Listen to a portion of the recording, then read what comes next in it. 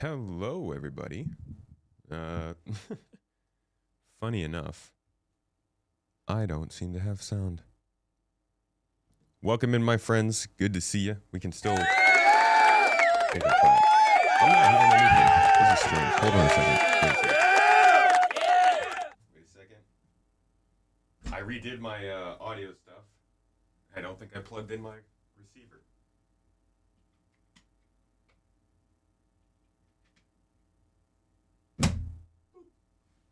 Okay. Now we should be working. Hello, folks. How you doing? Good to see you. Welcome in. I think I see you. I hope you're there. I don't even see chat. It's a Thursday, okay? So this is we're not starting out. We're not on our best foot. Thursdays confuse me. All right, there's chat. Now I can see you. And the last message that popped up was Avocado saying milk someone you love. Good times. Let's see. It's telling me, my computer's telling me that something else is using my music player. That doesn't make sense. Let me see if I can play off of Spotify. Maybe that'll work. Good to see you all, though. Welcome in on this Thursday. I've got a special for you. Star Citizen Live just happened a couple hours ago, and I didn't watch it live, but we're going to watch it now together. And they talk about crafting and inventory and all that kind of stuff. G'naiden. What up, dude? I am good. Thank you for asking. Sen Nusselson, bro. Good morning, Mr. Blam. How you doing? Starting off the stream right by milking PK. All right, I think I've got probably... Let's see if I can play that. No. For some reason, I can't seem to play any music on my computer. That's weird. Or hear anything. What is going on?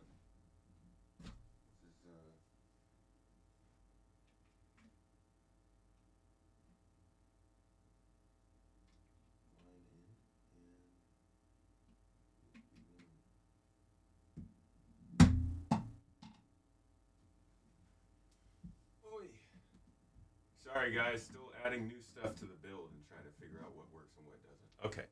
So that's not working. I can hear myself. That's good. That's a start. But we're in music. Why would I not be able to? It just keeps telling me. What is it saying? The device is exclusively locked by another application. That's such a Windows message. It's so Windows of them. Of course it's blocked by another application. All right. I can hear y'all clapping. Hold on a second. I bet you. See, I can't even play. I can't play it on this computer for you. Yeah, we can hear it though. You guys can hear that, right? No, that's not coming through for you either. Yeah, we're having some weird... Hold up. Looks like the sound settings on my streaming PC are completely messed up. Give me 1 second, guys. Sorry. What did I say? Windows will just randomly change all of this on you. Yep. It turned my input device to the camera. That's real good. Thank you for that.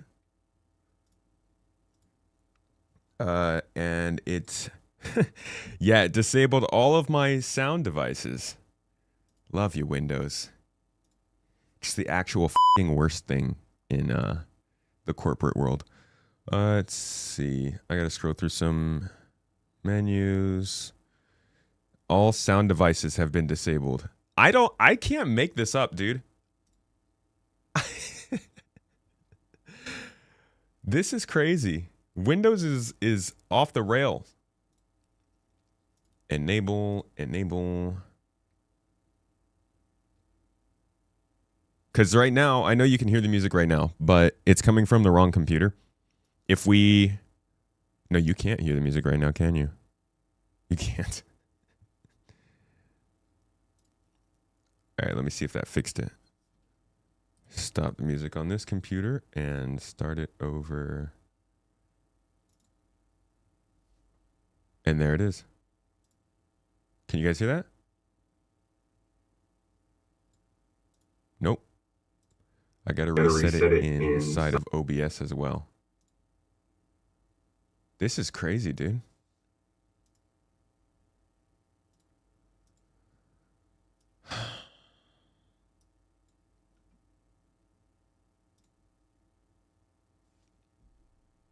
Yeah, you guys can't hear the music. So glad you stayed on. Dreading the inevitable. What's the inevitable? It's so helpful when when Windows helps like this. Yeah. All right. So the thing is, I got faders on this device, and Windows is not agreeing to pick them up as actual sound devices. There they are. There they are. All of them are disabled. So as I enable them, let's see what happens. Enable fader number 3. There we go. All the way at the bottom of the list, of course. Fader number 4. Cool. And fader number 1. All right. Oh, look, music's back.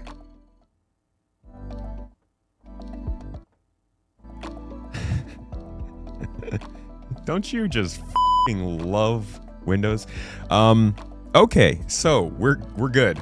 I just have to do that constantly every time we start the computer up. You guys may notice the camera's looking a little bit better, and I'm hoping there's no lag. You can tell me. I'm gonna do a little pow. Tell me if that was laggy. If not, then we figured it out. And it was basically I just got a really long. I got like a 15-foot USB-C cable, and it's running from that computer all the way down and then around and then over the desk and then up into the other thing. There is lag. Cool. So we didn't fix it. That's good. You could have just lied to me, guys. Let me see. It could also be the artificial lag that we had set on there. You know, because we were already experiencing some problems. Let me turn off. No, I only had 40 milliseconds of lag on there. So I guess I'll bump it up then if you guys are saying there's a lot. You can't hear me. Well, that might be a you problem. All right, tell me how that is. We just go through this little process every day. Give it a moment. Hey, Toast Gang, I gotta take a picture of you. Not as bad. Well, yeah, not as bad. We're not over.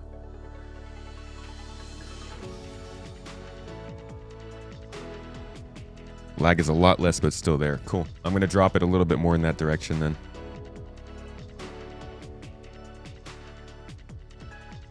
It didn't even save the last change I made.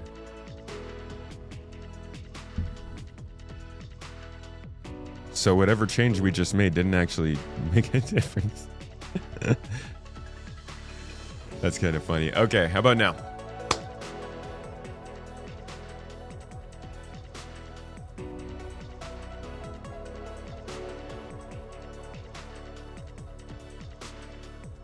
Seems like the cord is plugged up like a dirty artery. Yeah, I think that's every cord in the existence of man, unfortunately. Seems good. Cool. Yeah, it's about half a second that I added on. Man, this thing goes far over here now. That 4K view, you get to see the whole room. So we've been doing some, you can't even see the roof, but we're sound treating the entire back half of the room and then up the side here. So hopefully the audio will get better. All right. They do a 3-minute intro thing. What, from like here? Yeah, make me sit through their intro. Why is Muppet a bad word on Twitch? Gosh, dude. The Muppets were good, folks. They did great things and now their names are slandered. Just a tiny bit more. Still a little bit off, but almost imperceptible. Much better. Guys, it's a kind of dirty messages.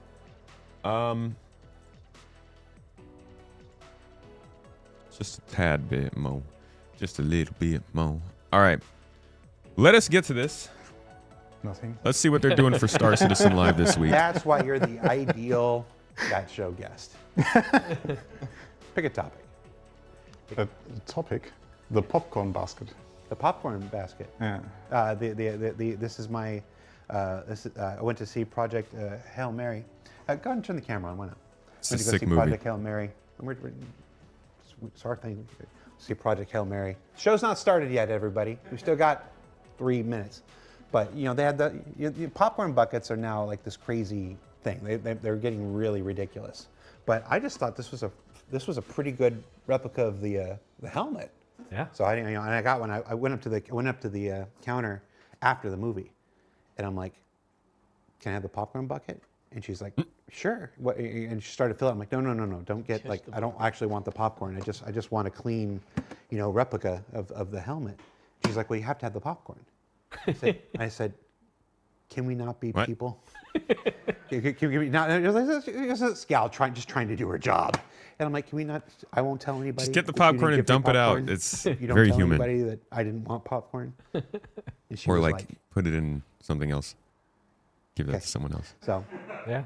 Yeah, dude, the popcorn, bro. I had this accent. one. Oh man, this isn't YouTube, so this is gonna get okay. We went to go see a movie. I can't even remember what it is now, but me and Mrs. Tomato went to go see a movie, and there was some kind of promotion going on where they were doing these popcorn buckets out of something that was promotional from said, not even the movie we were watching. It was a different movie at the time. I just ordered a large popcorn. I didn't ask for anything specific. I didn't even ask for like a super large that you would expect to be promotional. Just give me a normal bag of popcorn, about yay big, probably close to $15. I get it, sure, but like give me something I can eat out of. Instead, they gave me an actual like tombstone, like the headstone on not a tomb, a headstone in a like a burial ground. The name is it's escaping me now, but it was so terrible. You had to like peel back the top, and then you had to shove your arm into this space that wasn't really big enough to fit your arm inside comfortably.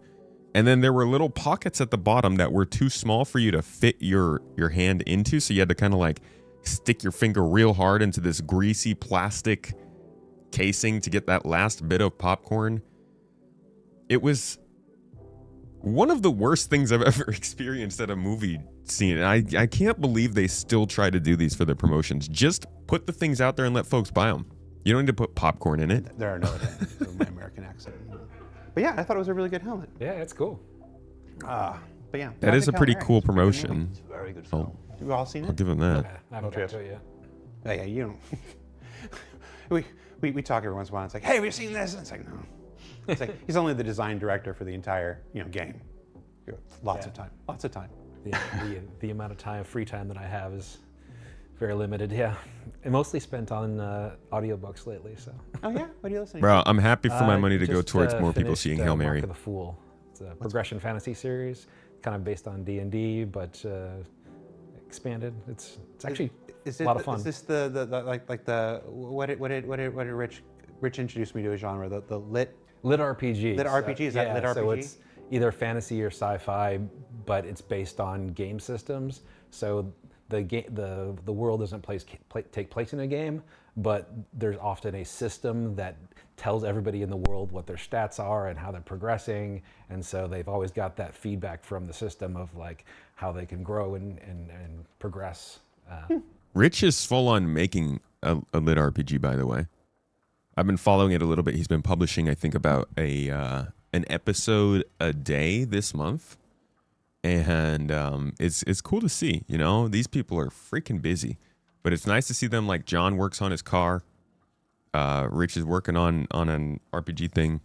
I remember Paul was working on his book, and it's cool to see them getting to actually spend time doing the other stuff they love outside of this, because too much Star Citizen can make the brain hurt. You gotta stretch your legs a little bit. So it's very, very numbers based. It feels like a game, but it's not supposed to be an actual game. And that's a whole genre of book. Yeah. Rich wrote his own book. It's not a place to plug I'm not plugging, stuff. but I didn't say the name of the book. I just thought it was cool. We came to this conversation genuinely. Yeah, You yeah. got to ruin Plugged. What do you do with your time, Torsten? We still got 2 minutes. Show hasn't started yet. I got a clock. Declan, what do you do for fun? To be honest, at the moment, I've just been chilling, going home, chilling, playing some games. Hell but yeah. not really much. Why can't you mention I games? love it. Dangerous if they're the same genre. Don't want to No, get they won't. No. That's old marketing BS. Also, I don't What wanna get game bullied. what game are you playing that you would think you can't mention? I'm not telling you. Secret game. He's gonna say Starfield because then they're taking the I play Starfield. Starfield. stuff. I play No Man's Sky. The last update for No Man's Wow. Sky, when they added Literally the Pokemon next stuff. thing you said. So cool. See, there's no taboo here. You're just afraid we're going to judge you. Oh, that might be. We might It's Doki Doki Literature Club is what he's been playing. He doesn't want to say. judge it. you. Although, to be fair, it's not those kind of games. Let's just make that very clear. It's sensible. Is it one of those Japanese dating games? It is not one of those Japanese dating games. Ah! How much time we got? Still not. Turn up their that we're voices just a bit. No, of course not. Carson, what do you do for fun? Hold on a second. You know what I can do? Baking. He's so We can go to my other. Oh, great, cool. Thanks for doxing my. Oh, that wasn't actually my Twitch sign on. So I think on here I can at least turn up Chrome's volume because I got it maxed out on my computer. They're just a little quiet.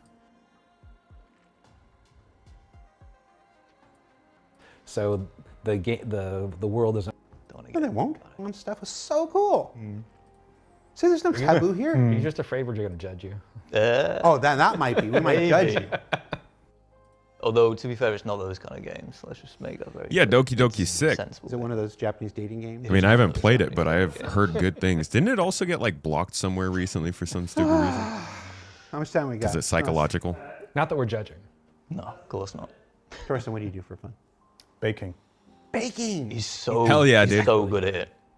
And how long have we known each other? And how many times have you brought me a baked good? Hey, it's a design thing. You just have to come by.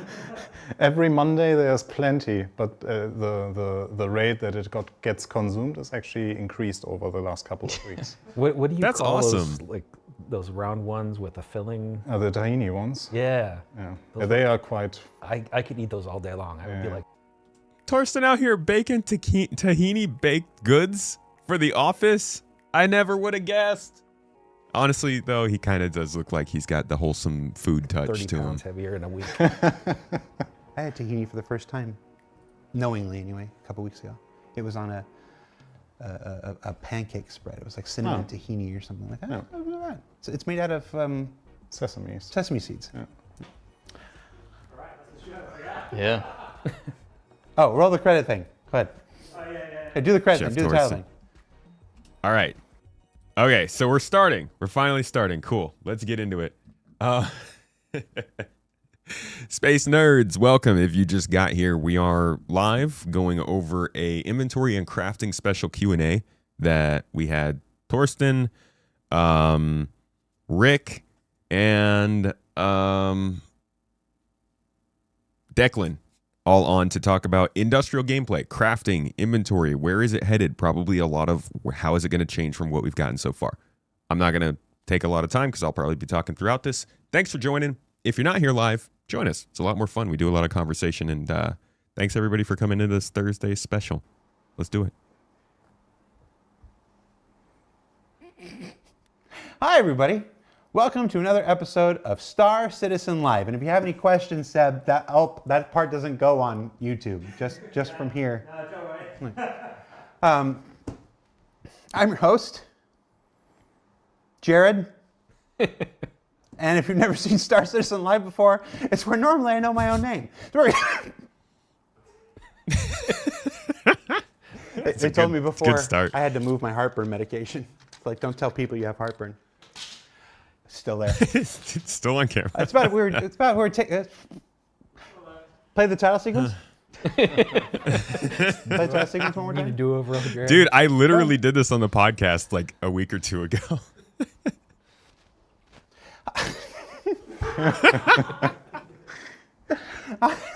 Hi, everybody. Welcome to Oh, another man, I episode get of it. Star Citizen Live. I'm your host, Jared Huckabee.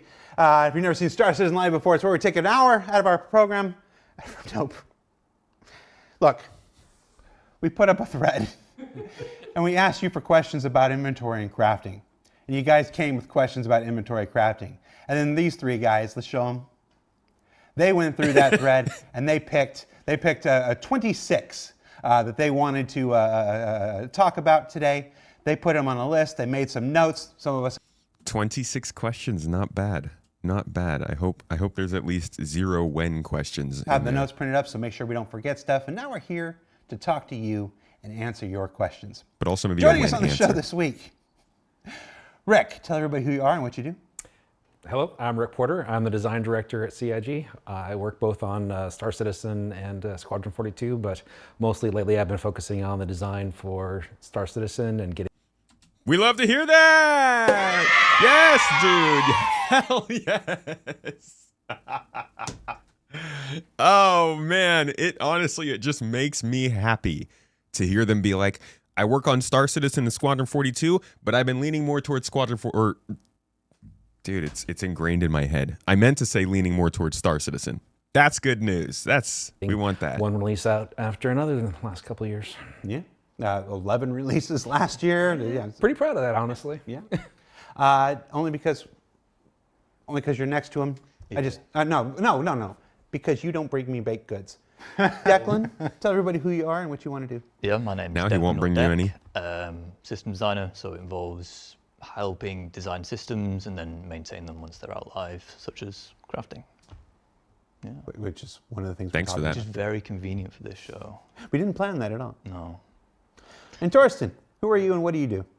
I'm Torsten, I'm his manager, and he's my manager. It's appropriate that you're sitting in between us. Yeah. Yeah. So you see the way the crap flows. So the subject of today's show is crafting and inventory. In our latest major release, 4.7. 4.7. Nobody nodded. They were just completely oblivious. That's the previous one, yes. Yeah, we introduced a first iteration of crafting to the Precision universe, where we begin this long journey of putting greater agency and control of the player experience into the hands of those people who play the game, or don't play the game. They just watch the shows and make unfortunate comments. Also, we updated crafting with a big interface update for crafting and whatnot. So, like I said, let's get the questions. Zerator says Jared. Yes, Zerator.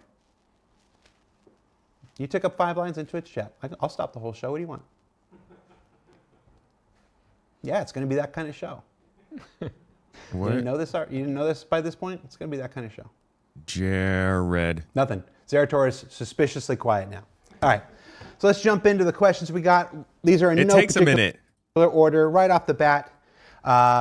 Will we be able to increase quality of a material? Now, this is a big thing because in 4.7, not just crafting come online, but a major It's literally the biggest question. Like, I'm glad he change opened to with the big one. all materials, where now it's not just, hey, I'm grabbing iron and hey, I'm grabbing aluminum. I almost said aluminium because I've been here 4 years. Now you have to search Weirdo. for varying qualities and get the best qualities and stuff. Will we be able to increase the quality of such material? Yeah, start with a hot question. Current plan is no. You won't be able to increase the quality of the material, and there's a few aspects that go into that. Firstly, we would like rare materials and valuable materials to remain rare and valuable. Concern being that if I can take a large chunk of low quality, condense it into high quality, given enough time, players will have high quality everything. And that greatly devalues the future play trading opportunities, where we really want to see the scenario of a player finds a super high rare, high value ore deposit, and perhaps on their player base they set up a shop, and then you have people coming to your shop and like buying from you, and you get to interact with them and so on. The second part good point. is there's there is a need for the lower and mid quality to have greater value. At the moment, because it's bigger number is better, everyone's searching for the high quality. So to resolve this, our plan is with the refining updates that you will have 2 ingredients for when you're refining. One of them will be a primary, 2 or more, it could be 2 or more to be fair, 2 or more could be secondary. And the quality of the secondary determines how much of it you need, whereas the primary is the quality of the primary is used for the refined material. So if it's iron, we always go for the steel example. So if you're making steel, primary is iron, 750 quality iron makes 750 steel. Carbon, the quality is not too important. So you can get a massive amount of carbon, however much you need, of terrible quality, shove it in and get your steel. So the value in the lower quality stuff will be in using it to get a greater quantity. Not quantity, it's just for the secondary inputs, you need less of it if it's high quality, but you can still use any quality. Okay. So you can farm up loads and just shove it in as second. Definitely seems like a kind of like get your hands on the system to fully get a grasp of it. And it's why I want them to come out and say this sort of stuff in front of us, because volume is still low. Jesus. We're boosted 151%. We'll go up to 200. I am almost blowing my ear. I don't understand why you guys can't hear it as much. I don't, this is like, as I've said many times before, I am not a stickler for this stuff. I think there are certain things that I want to go certain ways, and I think that the way that the quality works right now and the way that you find it is a little bit annoying. But I also realize that there are quite a few systems in the game right now that well, not right now, that could possibly make it a lot different. So I'm willing to see the story of how they want this to work through.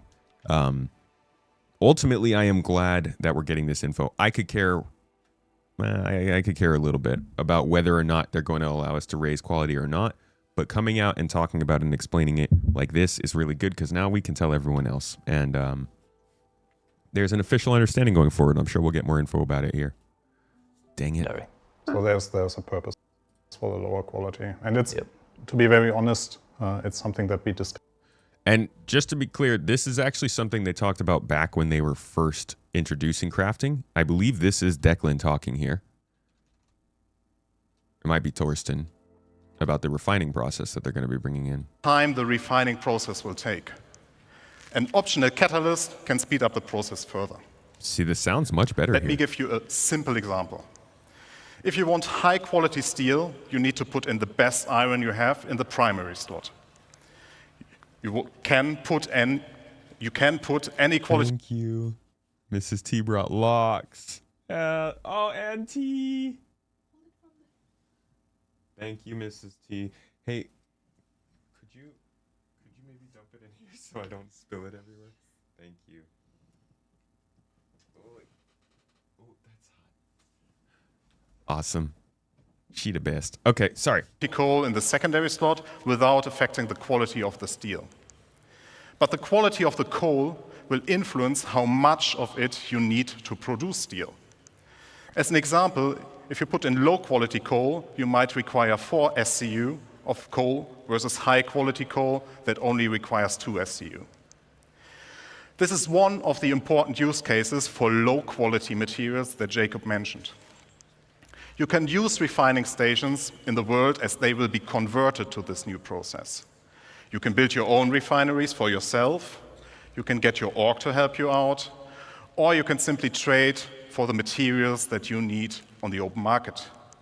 So there are some holes that can be filled in here, but that doesn't necessarily solve the problem of what people are saying, which is like, what am I going to do with all these other lower quality materials? Do I really have to hold on to like a 400 level quality iron just because I found it? Actually discussed a lot. Just need more if we want reasons go to down have this it. road. And as Deck already described, one of the main reasons why we want to stick with this approach of you not being able to upgrade the materials is that we still want you to search for higher grades, that we don't want you to hoard lower grades, because at some point you will be able to upgrade. And for that reasons, we came up with some solutions of making the lower quality actually worthwhile to holding onto them, especially then once we have the refining process in. Yeah, and we want, when you find those really high level ones, we want that to be exciting. We want that to feel like a moment. And if you could just get higher easy, you would dilute that experience. Plus, it's good. It seems to me like you're finding a nice compromise here then between, for the people who gather casually, there's a path, there's a useful for the stuff, for the lesser quality stuff they get. But for the people who dedicate themselves, like, I am going to be a miner, that is my job. Because you're going to keep those higher resources more valuable, that effort is going to be more rewarding to those people, because they're going to be able to. Sorry, I was muted. I think the big thing most people are concerned with is they're cool with there being some risk and reward to finding high quality materials, but the high quality materials you find, there's not really rhyme or reason. Which I think Planet Tech is going to make a big difference there, allowing us to actually know where to go to look for higher quality stuff. But as it is right now, you could spend 2 hours searching and not find anything, it's not great. If you wanted to be a miner who could go and find high quality materials like that, you should be able to just buy the location of high quality materials and go get them. That location should be bought by another player who did want to go out there and scan for 2 hours, and they found the goods, and now they put it on the market. But we don't have all that kind of stuff to even make that a reality. Sell that stuff to. Exactly, that is the point, Yeah. because with that we open up the opportunities for players to sell it, right? If every player is able to upgrade their materials, then we swamp the market with a high quality. Of course, that relies on player trading, and Yeah. we've got to get there at some point. There's a question. We'll wait until we get to the question. I don't remember what number it was. Yeah. It's number 2. Player trading. How convenient. I lied when I said there's no rhyme or reason to this. I just forgot. Player trading is a much needed feature now that we have crafting. Any news on that? Yes and no. It's something that's really important to me in particular. Like I got on stage at SitCon a couple of years ago and talked about how important I think the player-driven economy can be, especially now that we're finally getting crafting out. Like, if you can't do player trading, it's not what I want it to be. So, going to get there as fast as possible. We've got to balance it against some other things like social features and so forth. But what we want to do is give players a space in the world, taking advantage of the trade centers that we already have in locations where you can go there and you can take anything in your local inventory and put it on the local net and pick your price and sell it for what you want. Or, what anybody else there that's done the same, you can buy their stuff and get what you need. Sounds like so magic. we have those actual in-world commercial centers. And then eventually we'll have player places, base building, where you can do that locally and build your own town. So I'm glad you mentioned social right there. That is the precursor to this. The work Yeah, that let's hear about that. Benoit and his team are doing on developing social tools, which I don't think anybody that's ever played Star Citizen for more than 5 minutes will argue is not incredibly important and incredibly needed. The work that they're doing on social lays the groundwork. It's a necessary. You would be so surprised, Jared, so surprised at how many people will tell you not to complain about foundation for then building player trading on top of that. You have to be able to effectively communicate to people. Yep. And before you can start player trading. So the social tools are what their focus on is on right now. And yeah. the new inventory has had a lot of the same problems that were seen with the old inventory, such as slow load times and poor quality images. Are there plans to resolve this? Yes. So All right, next question. don't laugh. So for the images, there's a handful of initiatives underway. There's no anti-aliasing on the images, so that's one of the things we're going to look into add in. There is improvements to the framing. You'll see some things that see zoomed out, zoomed in compared to the box. There is lighting and shadows, and then for the responsiveness and the snappiness, it's work in progress. It is our desire to have it instant. So. I saw something. I'm in a number of chats where for visibility and something, and I saw there was a big conversation. They found a big cause, not the only cause, and there's never only one source for something, but they made a nice big leap in some discovery earlier this week, and I wish I could remember what the heck it was now before I opened my mouth. I just assumed I would remember by the time I got to the point, and I don't. But yeah, they are currently They discovered that the inventory is running kind of slow. making progress. Yeah, there's a lot of work into making the inventory the best we can. Yeah. It's hard because it's like, I tried to think, Pete just saw me put my hand in my mouth. He's like, I got it before you put your light on. It's hard. It never quite seemed like it goes fast enough. Nothing ever goes as fast as we want it to. But That's what she said. mining is currently quite tedious due to only wanting to search for high quality materials. Are there plans?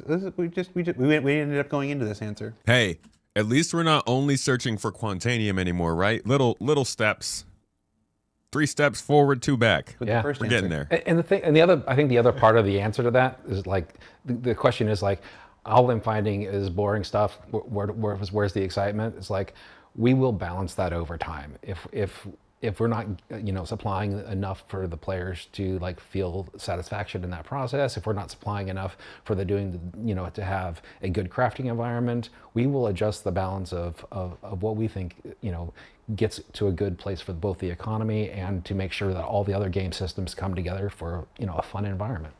That's Well, fair. for that, we are even like monitoring all the rates that we see drop. So we are adjusting. So for every patch cycle, the numbers might change a bit, so that we're getting to a range where the material that the players will find is actually like meaningful and has a purpose for them.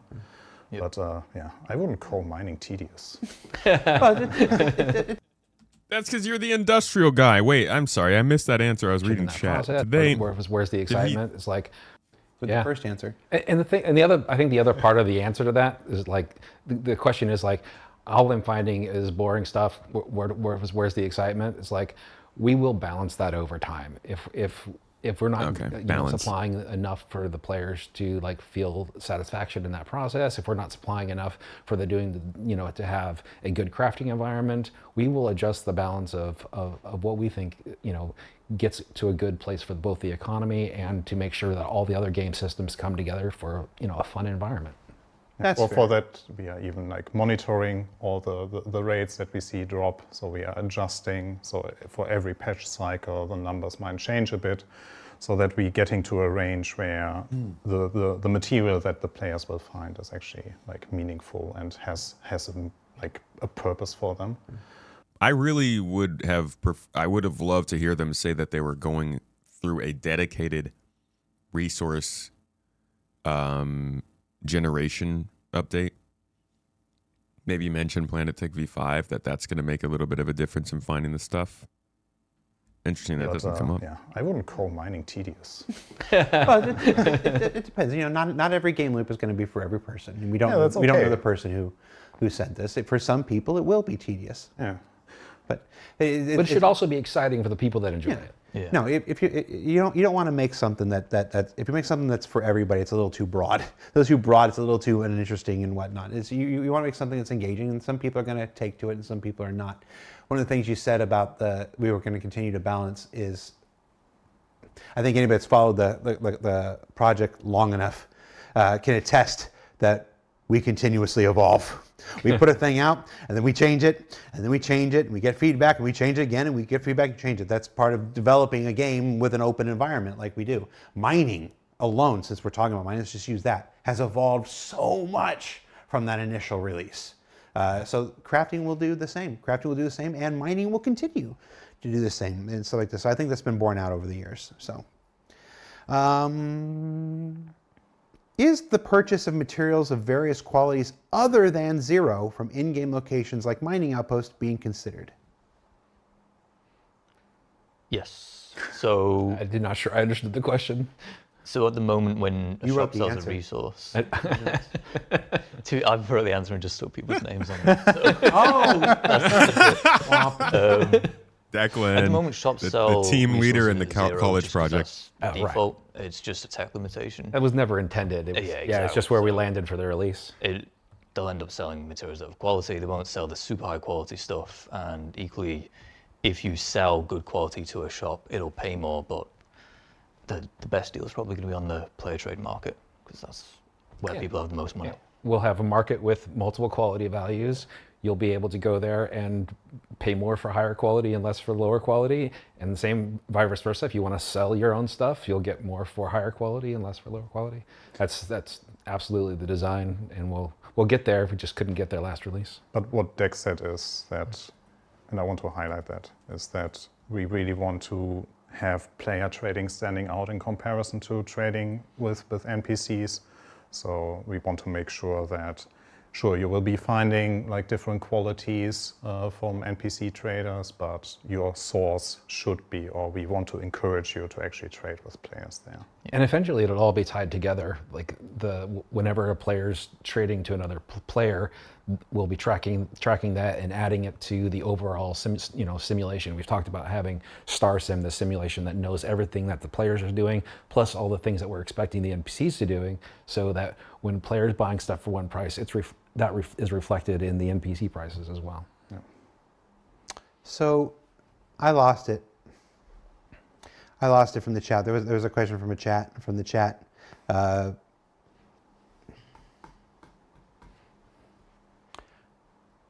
We just put out crafting. We just put out the first version of crafting. How are you guys feeling about it right now? Deck did a really good job there. he pulled all the things together and motivated the teams working on it. So definitely kudos to Deck. Yeah, we asked Deck to do a lot at the last minute, but like the whole team came together. Like For sure. Yeah, like. Yeah. It's the first step. Like there's a lot more that we want to do with crafting, but just getting that first tier of crafting out felt really good. It's that first step, that we needed to take to get it into players' hands to start iterating on it, and we've got a long ways to go. But there's a lot of cool features coming, and yeah. It was nice seeing like the avalanche of feedback. You saw some people, they wanted X, Y, Z to be improved. You saw Avalanche. people crafting guns that were Explosions, quality, and then there was a helmet that was bugged that I had to fix, which I was a bit annoyed went out. I think that it was very nice to see go out. it even helped internally because the people working on it were all motivated to get this feature in a really good quality, because they themselves are either a fan of crafting or are really like fan of tying things together in our game. So that definitely helped a lot. Yeah. Now, of course, there are people who are going to have dissenting opinions. They're obviously always going to be someone who doesn't like how mining works or how crafting works or how whatever. What would you say to people who just wash their hands of the entire system right now? Just, I don't like any of this. I wish you'd made Star Wars Galaxies. Just make Star Wars Galaxies, please. I think it's Ahazi. Ahazi. Shout out to Ahazi. I think it's pretty early to wipe your hands of it. Like we've got a long ways to go, both in crafting itself and the other features that are going to support crafting.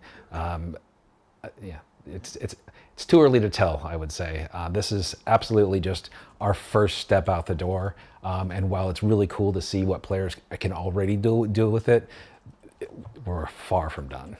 We did release a crafting guide alongside, and the crafting guide had a wonderful section at the bottom, not just dedicated to everything that was in this one, but a look to a whole lot of things that are already in development for the future. I mean, it's not even everything. There were a couple of things. Anything that was like, well, we might or whatever. We struck them out. We stuck with a pretty short list of the things that we were pretty confident on, and it's an impressive list of stuff coming. If you haven't seen the crafting guide and checked out the section at the bottom of where crafting is going, I would suggest you check it out. There's some good stuff in there. Good job writing that deck. At the 11th hour, if I remember correctly. Yeah. No, we worked that review. So there's crafting, then there's inventory. Now, one of the All right. We're gonna take a pause because I keep responding to chat and I'm not keeping up with the SCL. So let's chat and chat. I was talking to a couple folks about different comments made, and I do hear. So it sounds like a lot of people are pretty frustrated with this episode. Well, a lot of people in chat. And I hear the annoyance with the features being delivered and then not being followed up on. But to be quite honest, I think this is just, they're just back to what they were doing before 4.0. And the tech preview that they're using is getting them the one last step that they didn't do before 4.0, which was avoiding breaking the whole game. So it doesn't feel necessarily like the features that they're bringing in are going to be polished per se. And to be genuinely honest, I've seen some people say they're taking a break this year, and I would guess this might actually be a good year to take a break. I would say the writing is on the wall that these features are not going to be coming in and feel particularly good if the system is not there to back it up. And the system is not there to back it up. The social tools are not in. The more in-depth refining is not in. The enough of materials for this to all actually matter is not in. And the economy is kind of messed up. At this point, I do think that they've gotten drawn back into that 3.x style of development that's probably going to be pretty frustrating to people. And it's feeling like more of a test environment again. I quite like that, but I do think that it introduces what feels like inconsistency, or at least decisions about features that people are really not liking. You're fine with the progress. You can't get all the features to test them with depth as it is. You can't get to all the features. Go read the org chat. A lot of us are indeed frustrated. Oh, dude, text. You want me to also read org chat in addition to stream chat? The other conversation we were having was about, I don't even remember what. The time amount to do this. Major Hudson was saying a space dad should be able to log in for 3 hours and do the things that they need to do to craft the armor or something else like that. Said longevity, the dad gamer will take longer to get the stuff done long term, but 3 hours is a long time to sit down if you're working full time and a dad. If a dad can't sit down with a beer on a Friday and just get the mats for a single piece of armor in those 3 hours, then there is something wrong with the game. And I think that I know that I'm coming from a pretty privileged place and that I can jump into a game and play and potentially find a way to make a living from it. But even as somebody who can't play as long as a lot of the folks in our org, like I don't actually play the game that much. I think it wouldn't be great if everything is super accessible to everyone, right? Because then there's no point to like trade with people or do that kind of stuff. If the argument is that a dad gamer should be able to log into the game and do what he wants in 3 hours, I would argue as long as you can get into the player market and buy the thing you're looking for in those 3 hours, then you are doing that. If you wanted to earn the materials to get that thing, then you should be able to get 3 hours of fun gameplay in that day. Maybe you don't earn the armor, but I think rather than arguing they need to crunch all of the progress so that people can get it quickly, maybe they just need to make the gameplay that is part of the progress to get that stuff more fun, so you don't feel like you have to do everything in 1 day or 1 week or something like that. But I do also, my whole response to that was just like, there's a lot of kind of subtleties that come up when we're talking about how much people should be able to do for a certain type of gameplay, since it depends on, the armor and all that kind of stuff. Everyone wants all the best materials now, which is not how it works. Or I think people just want uses for lower quality materials. You will be a dad soon. You will see. See what? Hello, ethnification. Not now. You think that gives a good impression for longer time backers, like we heard most of these things 20 times already. Yeah. You think it's good because they got to stabilize the game a decent bit rather than just letting it fall apart last year? Mm-hmm. You rather they bring things in and break it if it means they can iterate and fix it. Feels like the more they push stuff out to players last year, the quicker it gets improved by feedback. A lot of folks feel the opposite. A lot of folks are feeling like they push stuff out and then they push more stuff out and they don't go back to that other stuff they had pushed out before. think it's hit or miss. Seems kind of nuanced to me. Some of the stuff does keep getting updates and work on it in small ways. Some stuff in big ways. Some stuff doesn't get anything. There is no player market. Well, that would require us to, you know, get to that point. I literally can pull up right here. Can go here. Can open this. Don't put my authentication in front of everyone, please. Thank you. Appreciate it. I can open this from my org. I can go here and I can look at a player market. My org has the resources and creativity to come up with a player market and start trading things, and you can too. Nobody's stopping anybody from trading. It's not easy, and I also am unhappy with CIG for not necessarily making it all that easy, but that doesn't mean you can't have goods trade between people. Problem is just that the economy's broken. But like, technically that's the flip of a switch. They could just reset all of our wallets. It's not a player market. It's just an example that you can trade things. And my whole point was just that, I don't even remember what my whole point was at this point, but I was trying to say that a player market doesn't develop unless people have risk, reward, valuables versus not valuables, and we very clearly have valuables versus not valuables on our own org player market, where some people are buying stuff from other people. It's kind of like saying that Stanton isn't safe. Okay, if technically we as the players could make Stanton safe. We are the ones who are kind of controlling all this stuff. CIG is supposed to be making the features, and unfortunately they don't make them great. Doesn't mean it's impossible for us to still take part in what's there, though. Like, I'm fully in agreement with you guys that it's not good enough. But to just throw your hands up and say, stuff doesn't exist, it's not really productive. UEX is a dump, does not clean up posts from that don't result in trades, so you have a lot of invalid prices. This is true.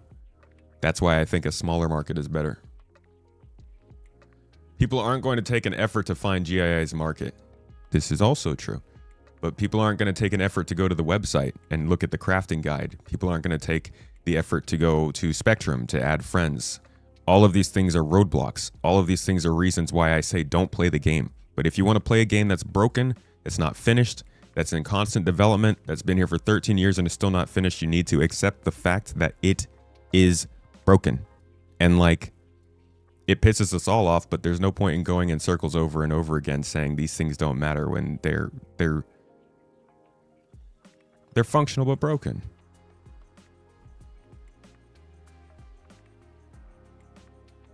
It annoys me as much as anybody else that I can't freaking go to a place where they say there's Genelite on the moon. And it's not on the moon. It's over in Microtech. Shout out to Mihai for finding all that good stuff. But that doesn't change the fact that it still exists. I am still getting to do that with Mihai and do the trades. It's I guess that's just me trying to find good where there is bad. If you don't speak up, you can't get mad at what's being made. If you don't speak up, you can't get mad at what's being made.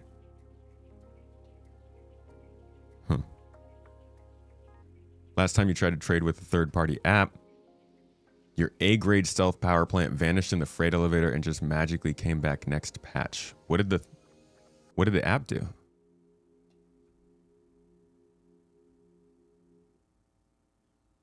Might apply to be UEX mods so you can help clear out old listings. I think they're looking for them.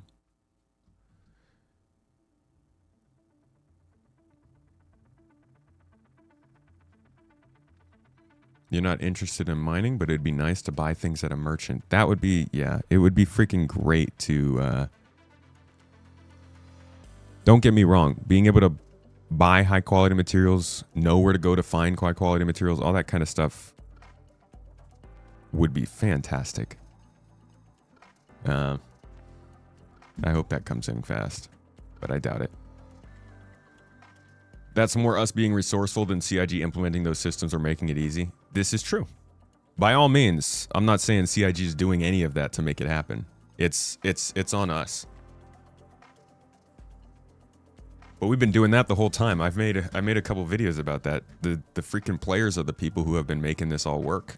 And the game itself has been developed and coded and all that jazz. I'm not discrediting the gargantuan amounts of work that the devs have done.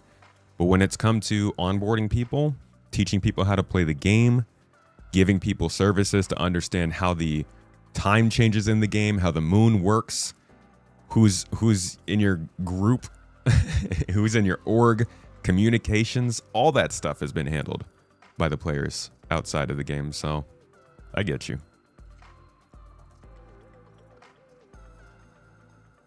Just without a built-in trading feature, there's so much risk in player trading right now. Yeah, that's absolutely true. That's why we made one within our org. If you trade within GII, the biggest risk you have is that you lose your stuff, and then we will go and get it back for you again. We'll run an event, we'll unlock the stuff, we'll give you back your money. But my whole point of joining an org is that you don't have to be in this system of thousands of other people that you don't know if you can trust. You can join in a group that has a market and then use that market. It's limiting. I get that. And it's not as good as CIG having their own solution. I really wish they did. But if anybody was expecting them to have a player trading solution for the first release of crafting, some folks will say I'm probably like the biggest shill of Star Citizen. And I would never, ever, ever assume that they're going to have that kind of infrastructure ready for the first release of a feature. I like when they release hacking for the first time, I don't even think that's going to work with all ships or anything. I think it's probably going to be one specific ship, one specific feature, and they can do one thing. Yay. Here, kids. Yeah, we love it. So that's, that's just expect the expected, I guess you could say. Can we just talk about SCL? Or can we just watch SCL? If you'd like to watch it, I can drop the link for you. Usually I like to pause and talk to chat about this kind of stuff. But yeah, if you would like, I don't even know where was that? YouTube? You can have the video there and watch it without me pausing. SC is a game still kind of stuck between its identity as a space sim and an MMO. A sim tends to have a certain level of friction involved in its gameplay systems in order to encourage more immersive engagement, whereas an MMO often tries to remove as much friction as possible to raise playtime engagement in numbers. SC doesn't seem to like it. Doesn't seem like it quite knows what side of the line it wants to be on. It wants to straddle them, but yeah, I'm noticing a difficulty there as well. T0 hacking will be using a device next to a door, watching a timer run down, and the door pops open. Man, I hope it's that much. I hope it's actually a systemic thing on doors and not just some one single ship or something that it works with. But yeah, it's certainly, I get it. Not quite the answers that folks are wanting to see from this. Not the answers I wanted to see either. But I am glad to be seeing what's going on. What am I reading? Chat? Perhaps? Maybe? I think that's what you're asking about. All right, let's get back to it. Where were we? How much time we got? Still Not that we're judging. No, of course not. Torsten, what do you do for fun? Baking. Baking. He's so good at it. And how? Wow. The rate that it gets consumed is actually increased over the last couple of weeks. What do you call those, like those round ones with the filling? The tahini ones. Yeah. Yeah, they are quite. I could eat those all day long. I would be like 30 pounds heavier in a week. I had tahini for the first time, knowingly anyway, a couple weeks ago. It was on a pancake spread. It was like cinnamon tahini or something like that. Yeah. So it's made out of Sesame seeds. Yeah. Yeah. Oh, roll the credit thing. Go ahead. Oh, yeah. Hey, do the credit thing. Do the title thing.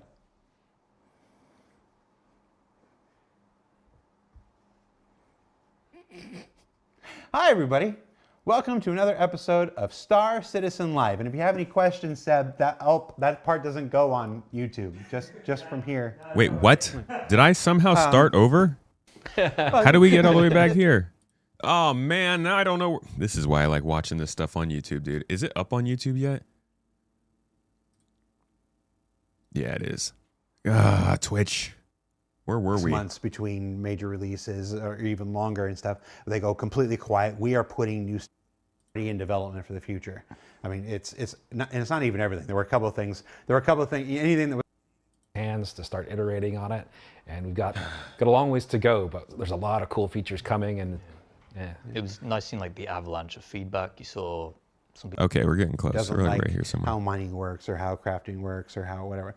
What would you say to people who just wash their hands of the entire system right now? I don't like any of this. I wish you'd made Star Wars Galaxies. Just make Star Wars Galaxies. Okay, we're going to just start from here. I think it's Ahazi. Ahazi. Shout out to Ahazi. I think it's pretty early to wipe your hands of it. Like we've got a long ways to go, both in crafting itself and the other features that are going to support crafting. Yeah, it's too early to tell, I would say. This is absolutely just our first step out the door. And while it's really cool to see what players can already do with it, we're far from done. We did release a crafting guide alongside, and the crafting guide had a wonderful section at the bottom, not just dedicated to everything that was in this one, but a look to a whole lot of things that are already in development for the future. I mean, it's not even everything. Jared, you expect us to read? There were a couple of things. Anything that was like, well, we might, whatever. We struck them out. We stuck with a pretty short list of the things that we were pretty confident on, and it's an impressive list of stuff coming. If you haven't seen the crafting guide and checked out the section at the bottom of where crafting is going, I would suggest you check it out. There's some good stuff in there. Good job writing that deck. At the 11th hour, if I remember correctly. Yeah. No, we used worked that on it. review. So there's crafting, then there's inventory. Now, Oh boy. Obviously we put this new inventory front end on, but one of the big issues that the crafting update made was all the material updates made and all the qualities of all the materials of different quality have basically put a whole lot of stuff in players' inventories now. How are we addressing this? There's a couple of things in the work for the quality itself, which will help with the bloats. And then, as you mentioned, the crafting guide, there's some inventory adjustments and management tools. The first one is kind of like a folder structure. So if you have 20 variants of copper, they'll be inside a folder. You'll click the folder and then you'll see your 20. So as you're scrolling through the freight elevator, your inventory, it'll look much cleaner until you want to dive in and see all the details. The second one is merging and splitting. So merging, people have like half empty boxes they're hauling all over the place. They would, if they're low quality or you're not too bothered to keeping them separate, you could just stick them all together. The quality would average out based on the SU weights. That's a big one because right now the quality does average out when you're crafting, but it does it when you're crafting. So what is going on? Oh, look, another freaking spam call. Leave me alone. So you have to basically say that you're doing the crafting and then throw different quality materials into the blueprint until you've filled up the amount you need to craft that certain thing. And that lowers the statistics you're getting from the gun. But because that's the only quality you have, you kind of have to do it at that point. It would be great to be able to do that right there in your ship and average them out in the box, which is nice to know that that's coming. I know I said during the beginning I don't want when questions, but when? As soon as we get to this point, I immediately do want to know when. Whoops. And then splitting is kind of the obvious opposite, where you take part of a box and turn it into two boxes, and that's crucial for player trading, right? You don't want to put all your high quality up for sale. You want to take half of it and put it up for sale, or maybe you want to share it but sell it.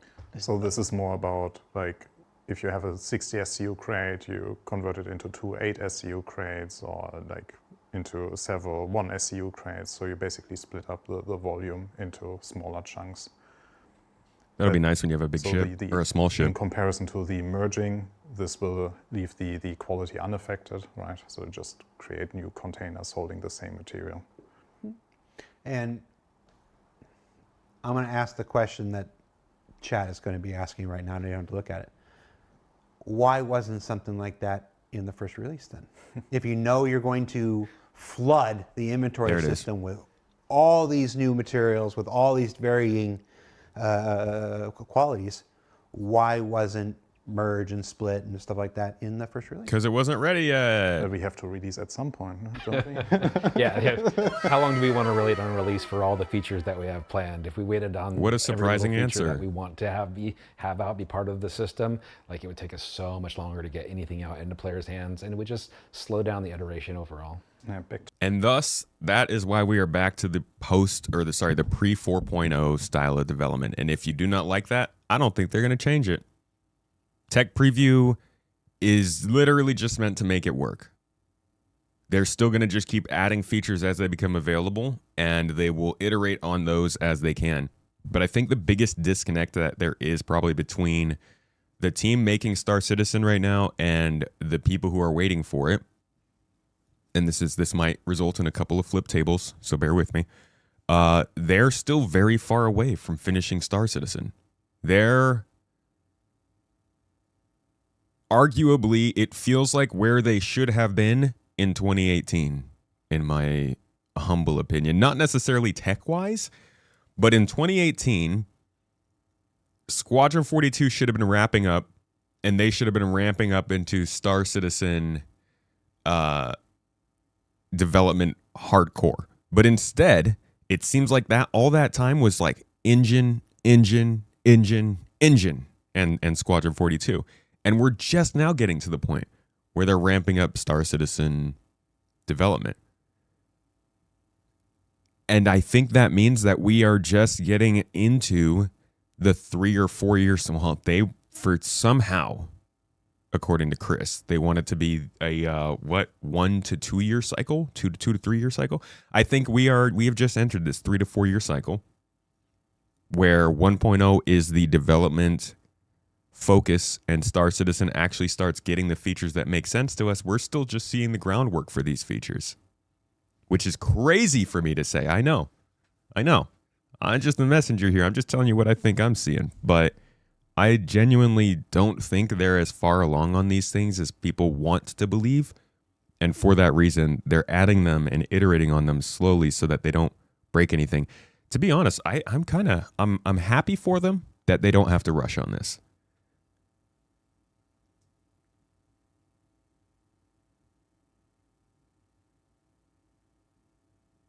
Tell the advertising team about that. Man, the advertising team is focused on making money. That's what they do.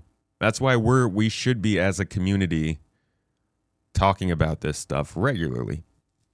And like instead of just gnashing of the teeth, I think it is a good time to remind people it's very hype right now. It's a really, really fun time to be in Star Citizen, but I think it's only fun for if you like the development still. It's not like last year anymore. Last year was very content first focus. It was very something might be working, something might not, and if it's not, just go do something else. But now it's like something is kind of working, and they might change it next month, but they could change it in 2 months, and maybe not. I don't know. It's just a lot. It's complicated. 6 months waiting for the next patch. Yep. It's hard. It's hard because if we waited for everything, we'd never release anything. That's just, there's a reason why some games go, 6 months between major releases or even longer and stuff. They go completely quiet. We are putting new stuff out almost every 2 weeks at this point. Now, and it's like this. It's because we get feedback on the stuff we have. It's like we need that feedback on the stuff we have. We need that testing on the stuff that we have, because we might learn something about the stuff we have that directly affects the stuff that we're waiting for. And better to know that while we're still working on this than finish this and go, oh, I wish I had known this earlier. If only I had put what we had out earlier, that information could have informed this. There's a whole lot of reasons why we operate a live environment in the middle of our game development. It's beneficial in a lot of ways, and it's annoying And you look at me like, it is annoying to have to put out a feature that you know it needs merging and splitting. It's just not ready. I'll never be happy with any feature we put out. It'll never be complete. It'll be as good as I can get in the time and resources that I have. That's me being a perfectionist. That's nothing against the game. Yeah. Well, now it's going to be a meme on Reddit. Well. It'll be a nice square picture of Rick Porter that says, "I'll never be happy with anything I release." That's sure. It's truth. I'll take it. That's me being a perfectionist. That's not an indictment of anything else. Interaction menu, So what's please. the plan? I skipped way ahead. So what's the plan for crafting large items that obviously won't fit in the current fabricator?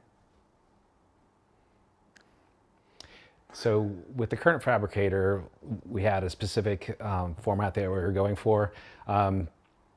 That's our first version. In the future, we're going to have the ability to craft directly into local storage with that initial fabricator, so that you'll have options to craft larger items in the near future, and then longer term with base. That's interesting. Would you guys have thought back in the day that they were going to allow you to craft things that went straight into your inventory? I wouldn't really have expected that with the physicalization of all the stuff. But then again, they are doing that on the other side of things, where you can craft from materials that are just around the city you're in. Building will have hangar crafting, and we'll have intermediate steps in ship crafting as well as locations.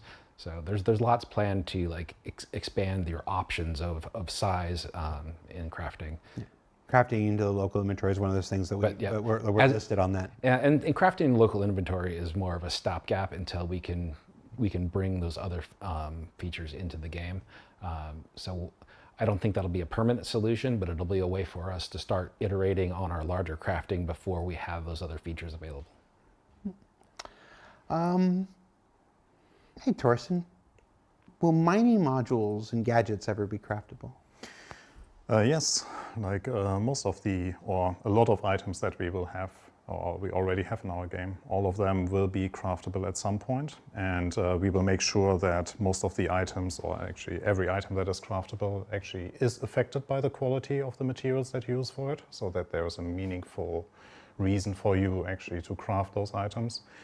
And for 4.8, we are already like expanding our catalog of craftable items. So we are expanding it to ship components, and those will also be affected by the stat improvements that you get from the quality. So you will be able to craft, correct me if I'm wrong, Dek, but power plants, coolers, life support generator? No, life support generator. We didn't. Yeah. No. So what did we? Weapons. Weapons. Weapons we did agree on. Shield generators. Quantum drive. Shield generators are there. Yeah. Quantum drive.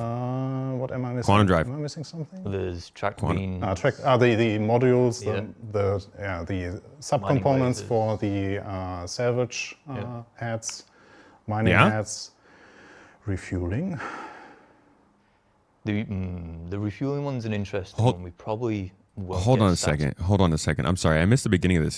This isn't 4.8 stuff, is it? Power plant will also be affected by chip components and our catalog of craftable items. So we are already like expanding our catalog. And for 4.8, we are already like expanding our catalog of craftable items. So we are expanding it to chip components, and those will also be affected by the stat improvements that you get from the quality. So you will be able to craft. Yes. Correct me if I'm wrong, Dek, but power plants, coolers. Yeah. But he doesn't say quantum drives. That's the most important thing. We didn't. Yeah. So what did we? Weapons. Weapons. Weapons we did agree on. Shield generators. Shield generators are there. Shield generators is good. Weapons is also pretty cool. Am I missing something? There's tracked beam. Also, I was really excited for like industrial things to get crafting potential. Tractor beams is going to be sick. The subcomponents for the salvage heads. So this is great. Heads, it's a great expansion to crafting in one patch. The refueling one's an interesting one. We probably won't get stats for that, but we will have them because there are some refueling changes. There will be some craftable refueling elements. Yeah. Okay. So we are actively Interesting. working on expanding our catalog. I am going to roll you back about the statement. All Love of that. the items will be craftable. I want to say most of the items. Yeah, most of will be the. crafted. Yeah, Did I say all? You said all. You said all. But I know it's somewhere there's going to be some limited edition Vandal Cupid doll or something that we give out as a Alien Week thing or whatever, and somebody's like, no, that was the only time you get that or whatever. You know, No, so it'll be very, very clear. So it's most of the items, not all of the items. That was a. things that affect gameplay. I think we can. Yes. I think we can probably commit to the things that affect gameplay. That's absolutely the intent. Yeah. Like anything that affects gameplay that you would want to progress through the game, we want Yeah. that to be craftable. If you let me convert a Pico doll into a melee weapon, I can bludgeon people with, then now you got to make. I'm sure you could convince somebody.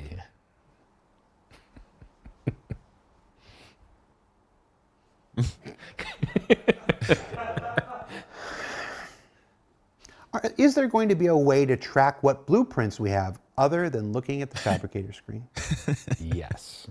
It's going to be an app in the MobiGlass. Where is We're it? going to UI's be busy with adding, Squadron. an app to the MobiGlass so that you'll be able to see and manage all of your blueprints that you've collected, not only ones you've collected, but the ones that But you priorities. could collect and the ones you can upgrade. And like it'll be a full-featured app that'll probably come out after we get the upgrading in place. So it's more of a future effort, but it's definitely something we have planned. Say Squadron. Like a Pokédex. Say Squadron. Just for blueprints. Yes.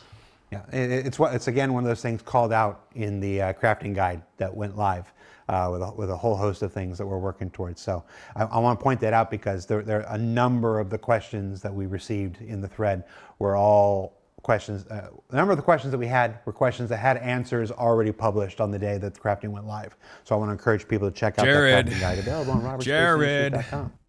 Jared, when you give us words, you might as well assume it's not really there.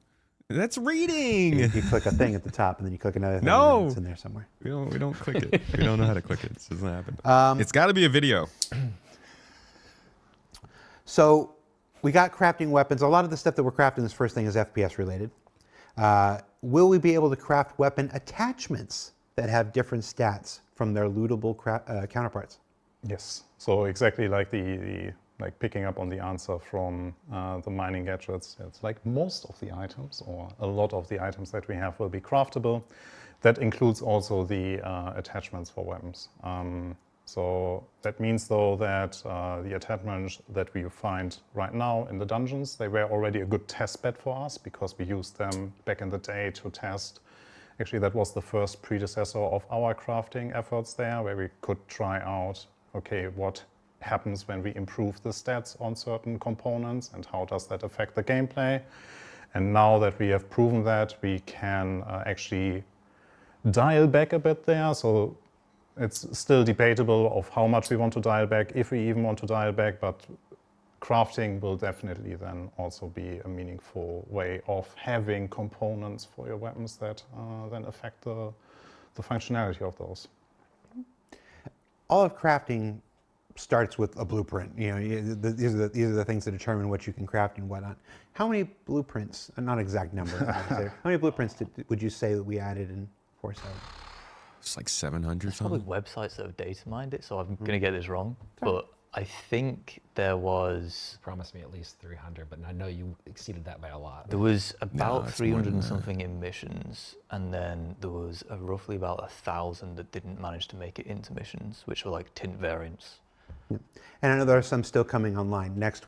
Dude, they need to talk about, I'm really hoping they talk about paint skins here and how they're going to handle paint and crafting and switching those things between items because they need to get a roll on that. We keep looking at all the different things they're supposedly doing to the website and like the Squadron stuff to get ready for that release, but they need to clarify how the cosmetics are going to work too, I think. Next week we release 4.7.2 with a bunch of new missions for Nyx, and some of those missions reward new unique blueprints that aren't in the system right now. So some of those blueprints that are in the 4.7 branch don't even come online until next week when 4.7.2 comes online. We'll be adding blueprints pretty much constantly. It's a neat reward because now you can conceivably add. Let's talk about how people get blueprints. How do you get blueprints right now? At the moment, it's just missions. The plan is reputation. So when you reach a reputation milestone, you can get a blueprint. Killing Wicklow. Datapads is a big one, so it will be a datapad that has a blueprint on it, and then you can download it, and that's a one-time download. Or you could Sell it if to you've already someone got it. else, gift it if you want to. So just to add on that, it's a physical database Yes. that you can find. Yeah. So it's something that we can place in inventories, that we can place in in armor pieces. That's actually that is very cool, because when it comes to looting stuff, going around in a video game and looting, generally I'm looking for boxes for cool things, right? And I'll look for a datapad, but usually when I pick up a datapad, even in something I'm playing right now that I can't really talk about yet, I'm looking around and I'll find a datapad while I'm looting, and that datapad will generally always have lore on it, right? Maybe it'll have some kind of a code or something that matters in the place that you're in, but more often than not, it's just like a piece of lore, some world building, something to add to the experience, but not be too much to like throw off the balance of what you're doing or getting in that. But now you kind of have that possibility of when you're raiding a pirate base, you're going into like a military bunker or like some old private company's lab. You have the chance of picking something up and finding a blueprint for something really weird. And that is going to add so much excitement to looting, I think, beyond what I normally have. From NPCs, so something that you can physically pick up. Treasure physical hunters, to- a whole new treasure hunter profession of people who go out there and do contested zones and everything and collect blueprints to sell to other people. Yeah, but as Dick already stated, important note there is they are one-time use. So once they are First bit of consumed, data the running. blueprint is Kind then of, yeah. imprinted. That's kind of data running. It's technically it's data, and it's on a pad, and you can give it to someone else physically. You're not wrong, PK. I really, really, really, really, really hope that they just like expand. Like, I hope this is a good sign that they're going to be expanding on that with the other stuff too. That would be freaking sick. Like the data pads and the classic bunker missions that have the codes for that one lift. Always keep missing those. Yeah. More reasons to pick up data pads would be cool. Wouldn't it be sick to see a data pad in the world and be excited by that in the same way like if you came across a random 1SCU box in some bunker, you'd be like, ooh, somebody was looting and left something valuable here. You see that box and it's like a little pinata. You want to run over to it, see what's inside of it. Wouldn't it be cool to see that with a data pad too? Even if it is RNG. The chances of it happening suck. Toes. But it still happens. I don't know. Maybe I have a low bar. Ever use the data pad. So it's, yeah. If you already got the blueprint on the data pad, make sure that you make some money out of it, I would say. There's also NPC shops, so more common stuff that we're not too bothered about there being an adventure to go and find, like a decoration. You could buy that blueprint in an NPC shop. Would there ever Imagine being in a military base and finding like a consider couch blueprint. a method of learning how to reverse engineer a blueprint from dismantling? I mean, if you dismantled 500 of the exact same gun, you probably figured out how to make it at this point. There's no plan for that, but part of the upgrading, like learning the next tier of a blueprint, could include missions where you needed to do something like that. We definitely have been talking about that kind of process. It's one of the 2 or 3 main ways of like learning how to upgrade your blueprints that we've talked about. Yeah, we called it research in the CitizenCon presentation, where we also had like other steps that you need to take to be able to figure out how to reach the next tier of the item that you own. Let's talk about research a little bit, because that's we touched on it during the crafting guide. I've mentioned now more times than I intended, but give me a little primer. Give me. I want to show you guys what they were saying about research a couple of years ago, because this is actually a really interesting part of this whole process that I'm not entirely sure how to feel about the way this will go. But it's a cool idea. Let me show you just kind of, they didn't say too much about it that time. Blueprint research. Same guy, by the way. Research requires a research data bank which can upgrade your blueprints. Upgrading here means that you unlock a blueprint that allows you to create a better, higher tier version of the same item using more advanced materials.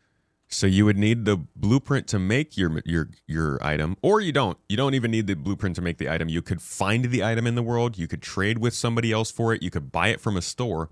But in order to upgrade an item, you have to get a separate blueprint. It's not just like you go into an upgrade menu and suddenly it shows you 3 tiers of upgrades for each, level. You're gonna have to go out and find or buy or trade for these kinds of things too. So there's gonna be a shit ton of blueprints in this game. Note, you will still have access to the lower tier versions if you want to craft the cheaper version. In order to upgrade a blueprint, you may need to perform certain actions. In this example, we need to craft 100-volt pistols and have one with a higher fire rate. Other examples would be collect resources, complete missions, or acquire research data from the Science Guild. Research is time-intensive, in addition to the action requirements. It will take time for the research data bank to process your research data and unlock the upgrade. You are also limited in how many research projects you can pursue at once. Now that you have your blueprint and So that's what you're saying back in 2024. Let's see how that may or may not have shifted, at least in design, by now. Give me a short nickel version of what research is. So items have different tiers. Default blueprint you get is tier 1, and then you could research it to tier 2. And tier 2 will require different materials. It'll have access to a different banding of stats, which are higher than tier 1. And in order to get to that tier 2, you have to complete the research task, which we kind of just alluded to would be do X, Y, Z, initiate your research. Once it's done, you've got access to tier 2. And then you can go to tier 3 for most items, and then ships go. So it sounds like you don't actually have to find a blueprint for every upgrade. You just have to find a blueprint that allows for upgrades and then progress through that blueprint, it seems. Tier 5. Per item. And the virtue of the different tiers is probably depending on the item. I'm trying to remember what the virtue. We had a long conversation about the virtue of the tiers. Yeah. What's the virtue of having a tier 3 version of a rifle versus a tier 1?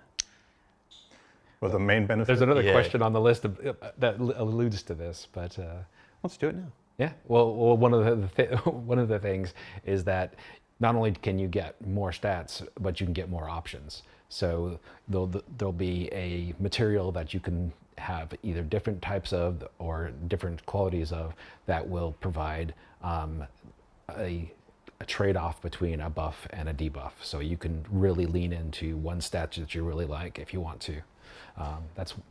So not only the stats will get generally better if you increase the tiers, but in the highest tier and in the highest tiers, you will even be able to affect or focus on a certain stat with the downside of affecting another stat in a negative way. Okay, I do like that. It sounds like crafting is legitimately going to be its own portion of the game, not just something everybody is doing on the side. I'm very used to playing games where crafting is just kind of an extra menu in the pause menu. And it just, you just go in there and kind of, as you're going throughout the game, you're picking up a little bit of some materials here and there. You're doing some looting. You're unlocking something. And then a little notification pops up. You go into the menu. Oh, cool. I have 2 skill points. Da-da-da. Cool. Now I'm crafting something better. Oh, hey, I've got 2 pieces of this. Press a button. Great. Now I've got an extra gun. This sounds more like a whole side of the game, which I really enjoy and might be something that you guys are more used to. Can I just take a moment real quick and show you guys how strong these magnets are? I'm sorry. I'm fidgeting with them as I do. Look at this, dude. I've got them on either side of my thumb here. And you can tell how strong they are because they just hold each other up. Do they go through my hand? Hold on. No, they don't go through my hand. They go through my fingers. You can see they're strong. I love these. These are like the little cable management magnets that came with the desk. It's like a little ring. Ow! Ow! Ah! Sorry. More like, you've done your GED and now you're focusing on a specific area, and you focus on your English degree and you forget how to do long form division, which is what happened to me. Well, Chris is really interested in that kind of trade-off between a buff and a plus and a minus when you're crafting, having that choice. So even though we're planning to do that definitely for the higher tiers, since we want to start iterating on that earlier, we're going to try and come up with some examples of that before we get to the actual upgrading. I'm volunteering you for work. I've already been told. Yeah. Why are armor and weapon skins separate blueprints? Wouldn't it be better to have them work like ship paints? It would. Next question. No, so it's a tech limitation at the moment where if we want a red version of a blue helmet, we've got to make a new entity, and the red is like bound to that entity, and so in order to craft that red helmet, you need a blueprint for that red one specifically. That's not the long-term goal. The long-term goal is a paint-like system, but just the paints aren't physical. So it's like in a very British way, it's a digital license to apply the paint. So British. Nice way to work into that. They tax you if you want to watch TV here. They do.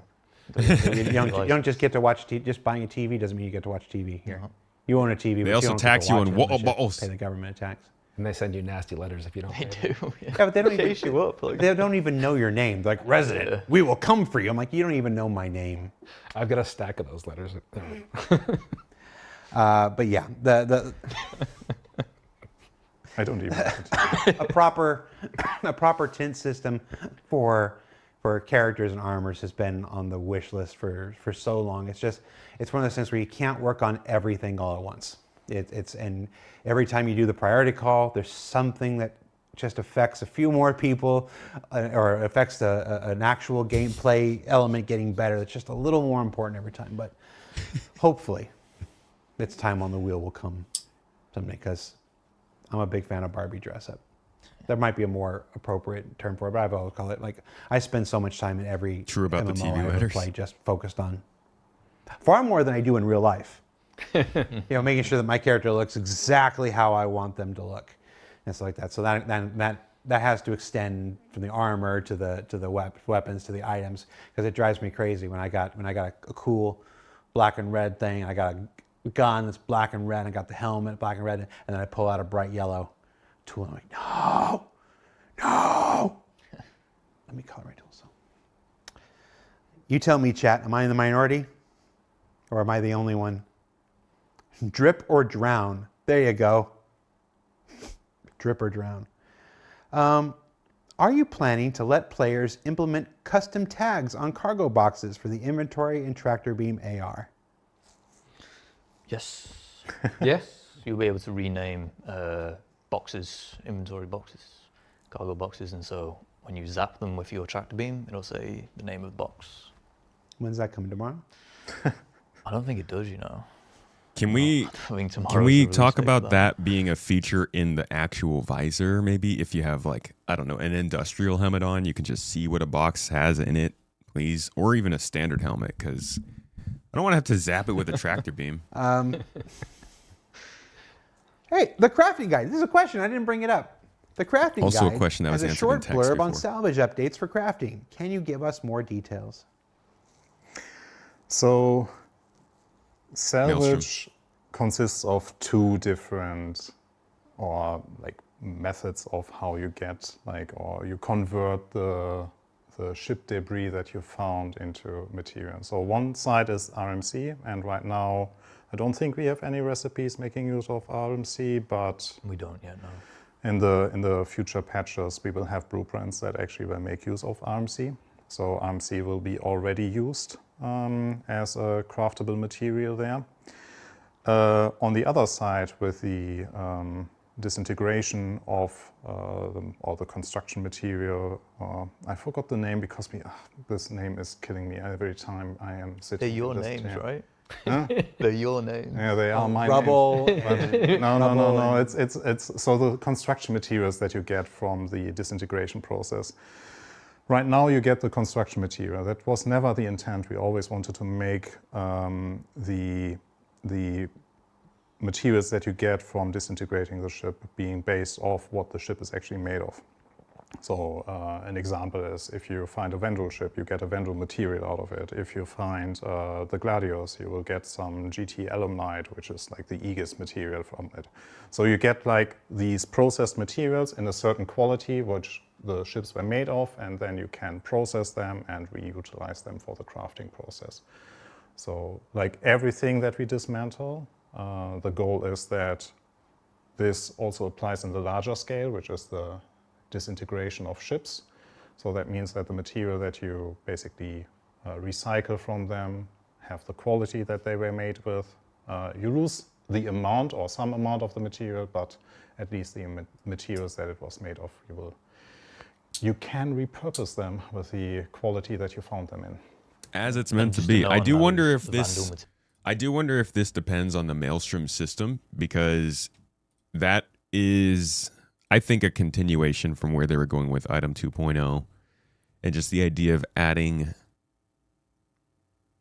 material qualities, essentially like your variables for each type of material. Everything in the game is supposed to have those qualities. So if you have like a little teddy bear, you know, he's got some cotton, he's got some polyester, maybe he's got a couple plastic buttons, and you have to go through and dismantle that stuff and then receive that stuff. But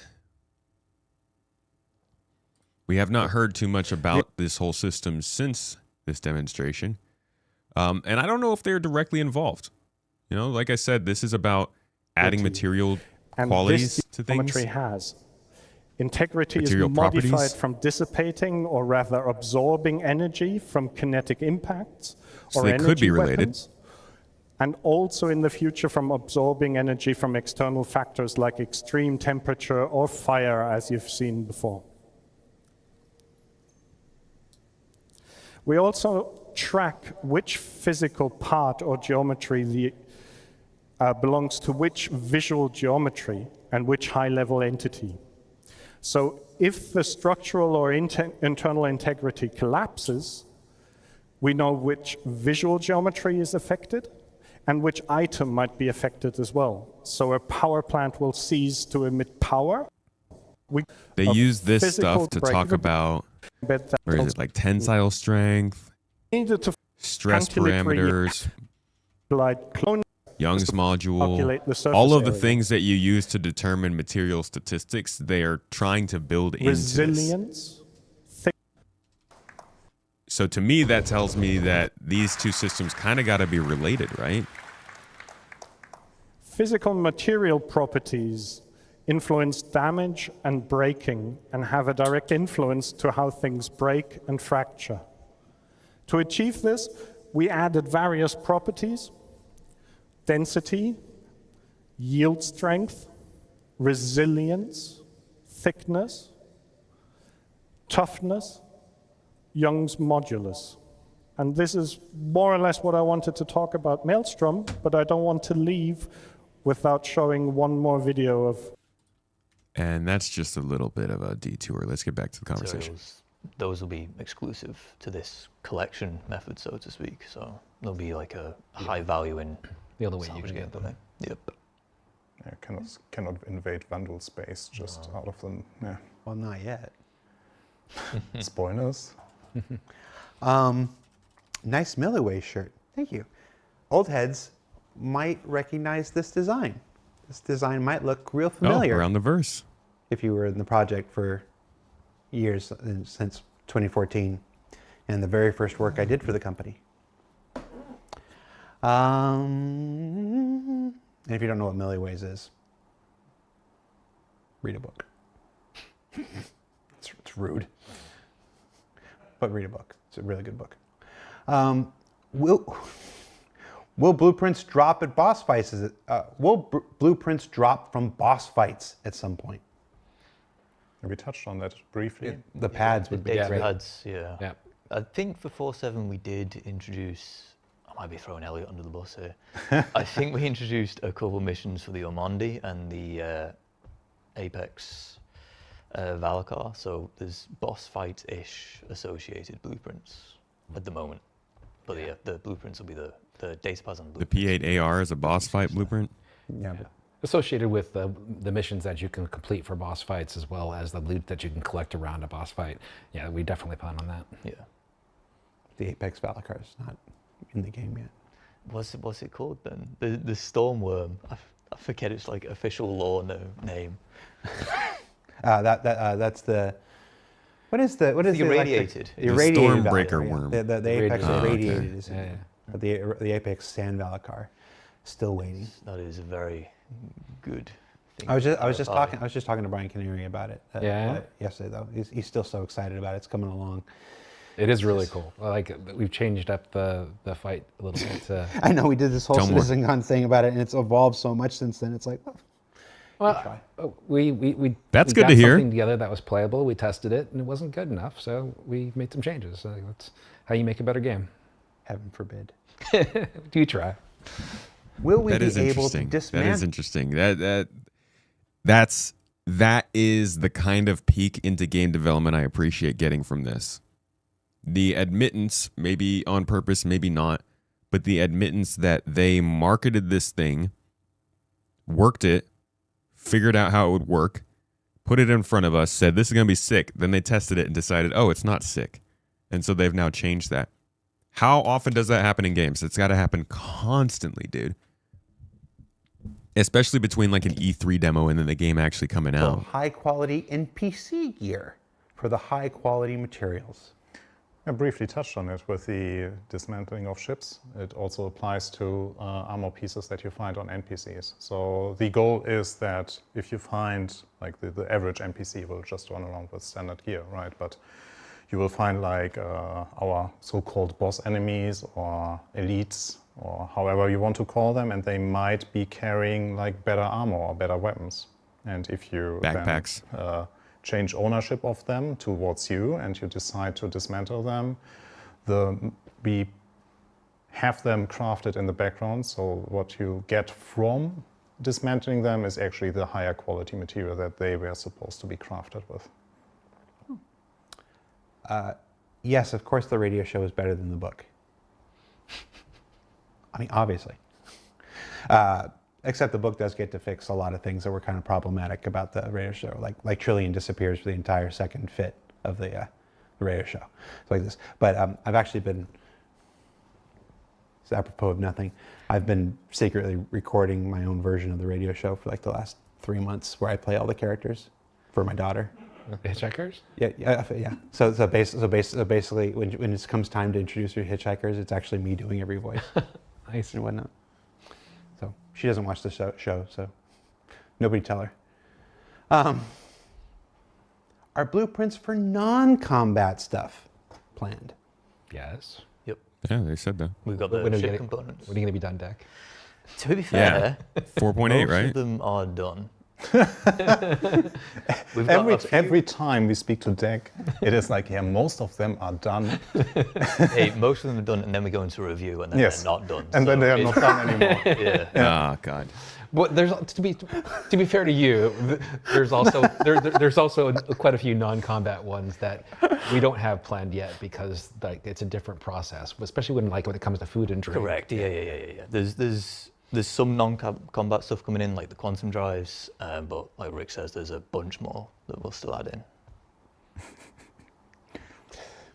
I've been doing this show for a better part of a decade, a little more than a decade. And there has never been a piece of truth uttered more succinctly than, well, all of it's done, and then it goes to review, and then it's not done. Like, that's game development. That's game development. I thought it was done. Well, That's life. Nobody else in that room did.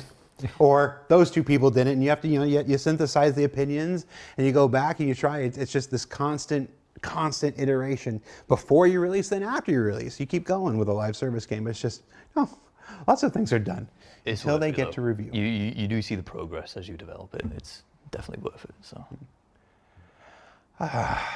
With the plan of gear degrading over time and only having a limited amount of repairs until it is no longer usable, how do you ensure this game does not become a maintenance simulator? And I'm gonna go get a drink. Yeah. Take your time. So it's something that I think we brought up in different conversations several times at this point. So we talked about that when we talked about engineering. I think we talked about that even last time when I think Elliot and I were sitting here. So degradation is, or every system that we do is never meant to like annoy people. We want players to enjoy playing our game. And that also means that we have to be very conscious about some decisions that we take. Degradation is one of those decisions where we are very conscious about that. If we do it wrong, we can be very impactful in your everyday gaming life.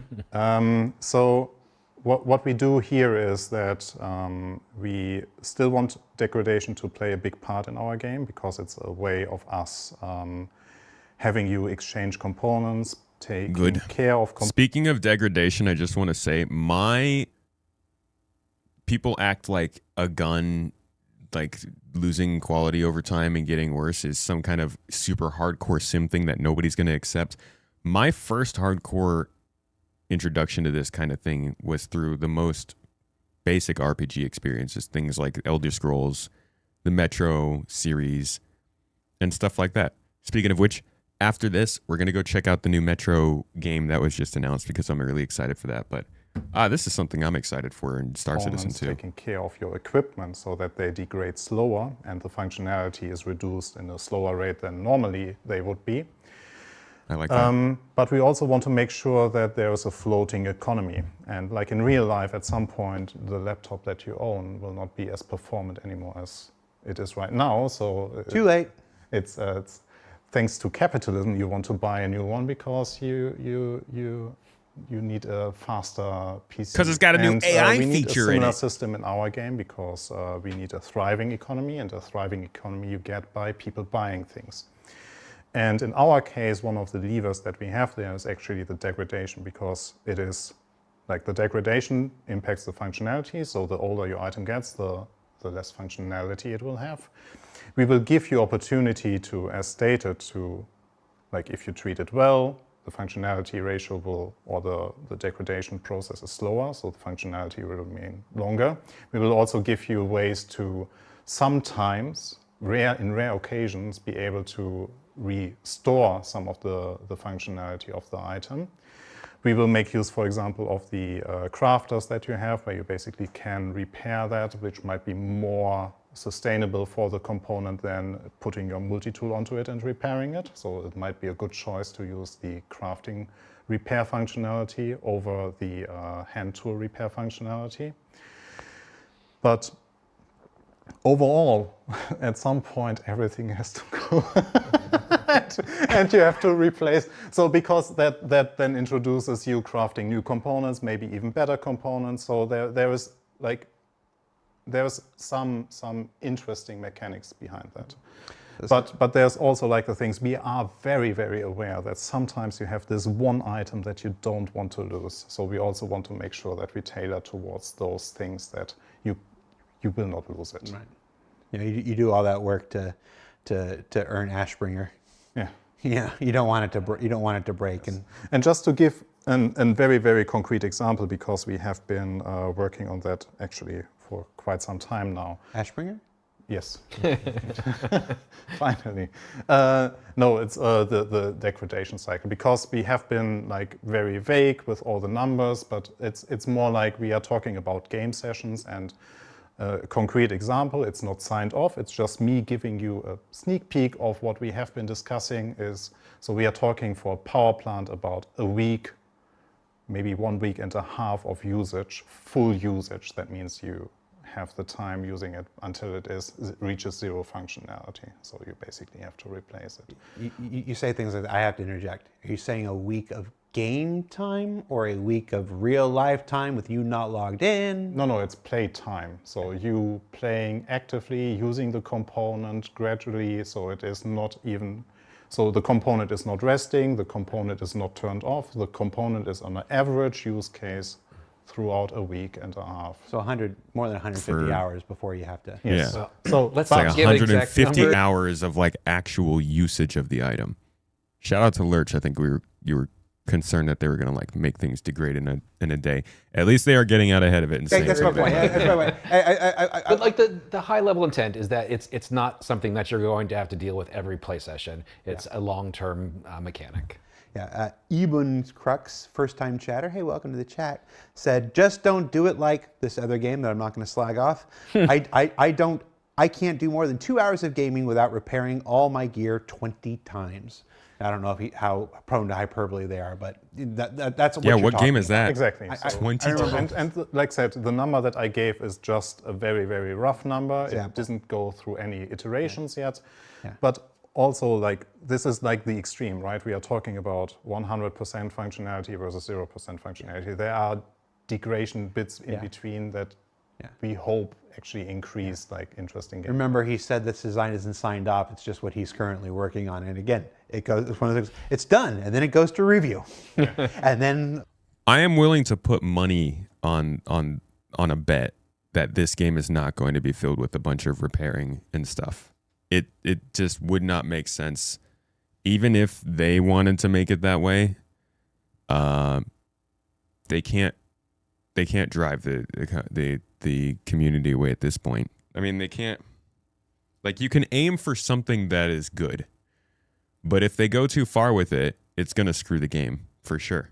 I'm willing to bet that they understand that the entire survivability of this game is on the idea that you should get to play it and not constantly be having to maintain the stuff you used to play it. What I'm hoping is that they do put something in there that allows for the people who want to do more maintenance for the good of their weapons. They give those folks maybe a little bit more of a buff in some way. He said that they want to allow you to make the operation of the gun, like, extend it. So maybe if they could buff it in that way to let people do it more, if it's something that interests them. But I feel like there's no way this is going to be the kind of thing that's taking up the majority of your time. a bunch of people have voices, and you make changes. Then it goes to PTU. Then a bunch of people, give feedback, and then it's changed, and it goes to live. And then even more people give feedback, and then it's a process. It continues to go. But I think we're Except for the awkward time when it doesn't get changed in between PTU keenly and aware live. of it. I remember when we were about to introduce thirst and hunger and player, I can't think of the word right now, but everything, player injuries and stuff. And everybody was like, oh my God, I'm going to spend all my time drinking pips and dealing with hydration and stuff like this. And even if it is a bit overwhelming when it goes out, whatever that is, that's what continual balance is for. That's what this process of running an open, a live environment in the middle of our development is for, so that we can get this data in real time. We have our ideas, then we can test them, and then we can have better ideas and change stuff. And that's, it's been proven out in the process. So I understand the knee-jerk reaction to degradation being this terrible, terrible thing, but I've known the people here for a long time now. I know what your intents are. I know what drives you guys. I'm not worried. Even if it's too severe, like that damn boom tube thing. That boom tube is ridiculous, Zach. He will be watching.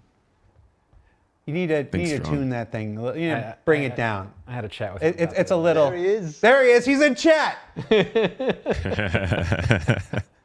That boom tube is. But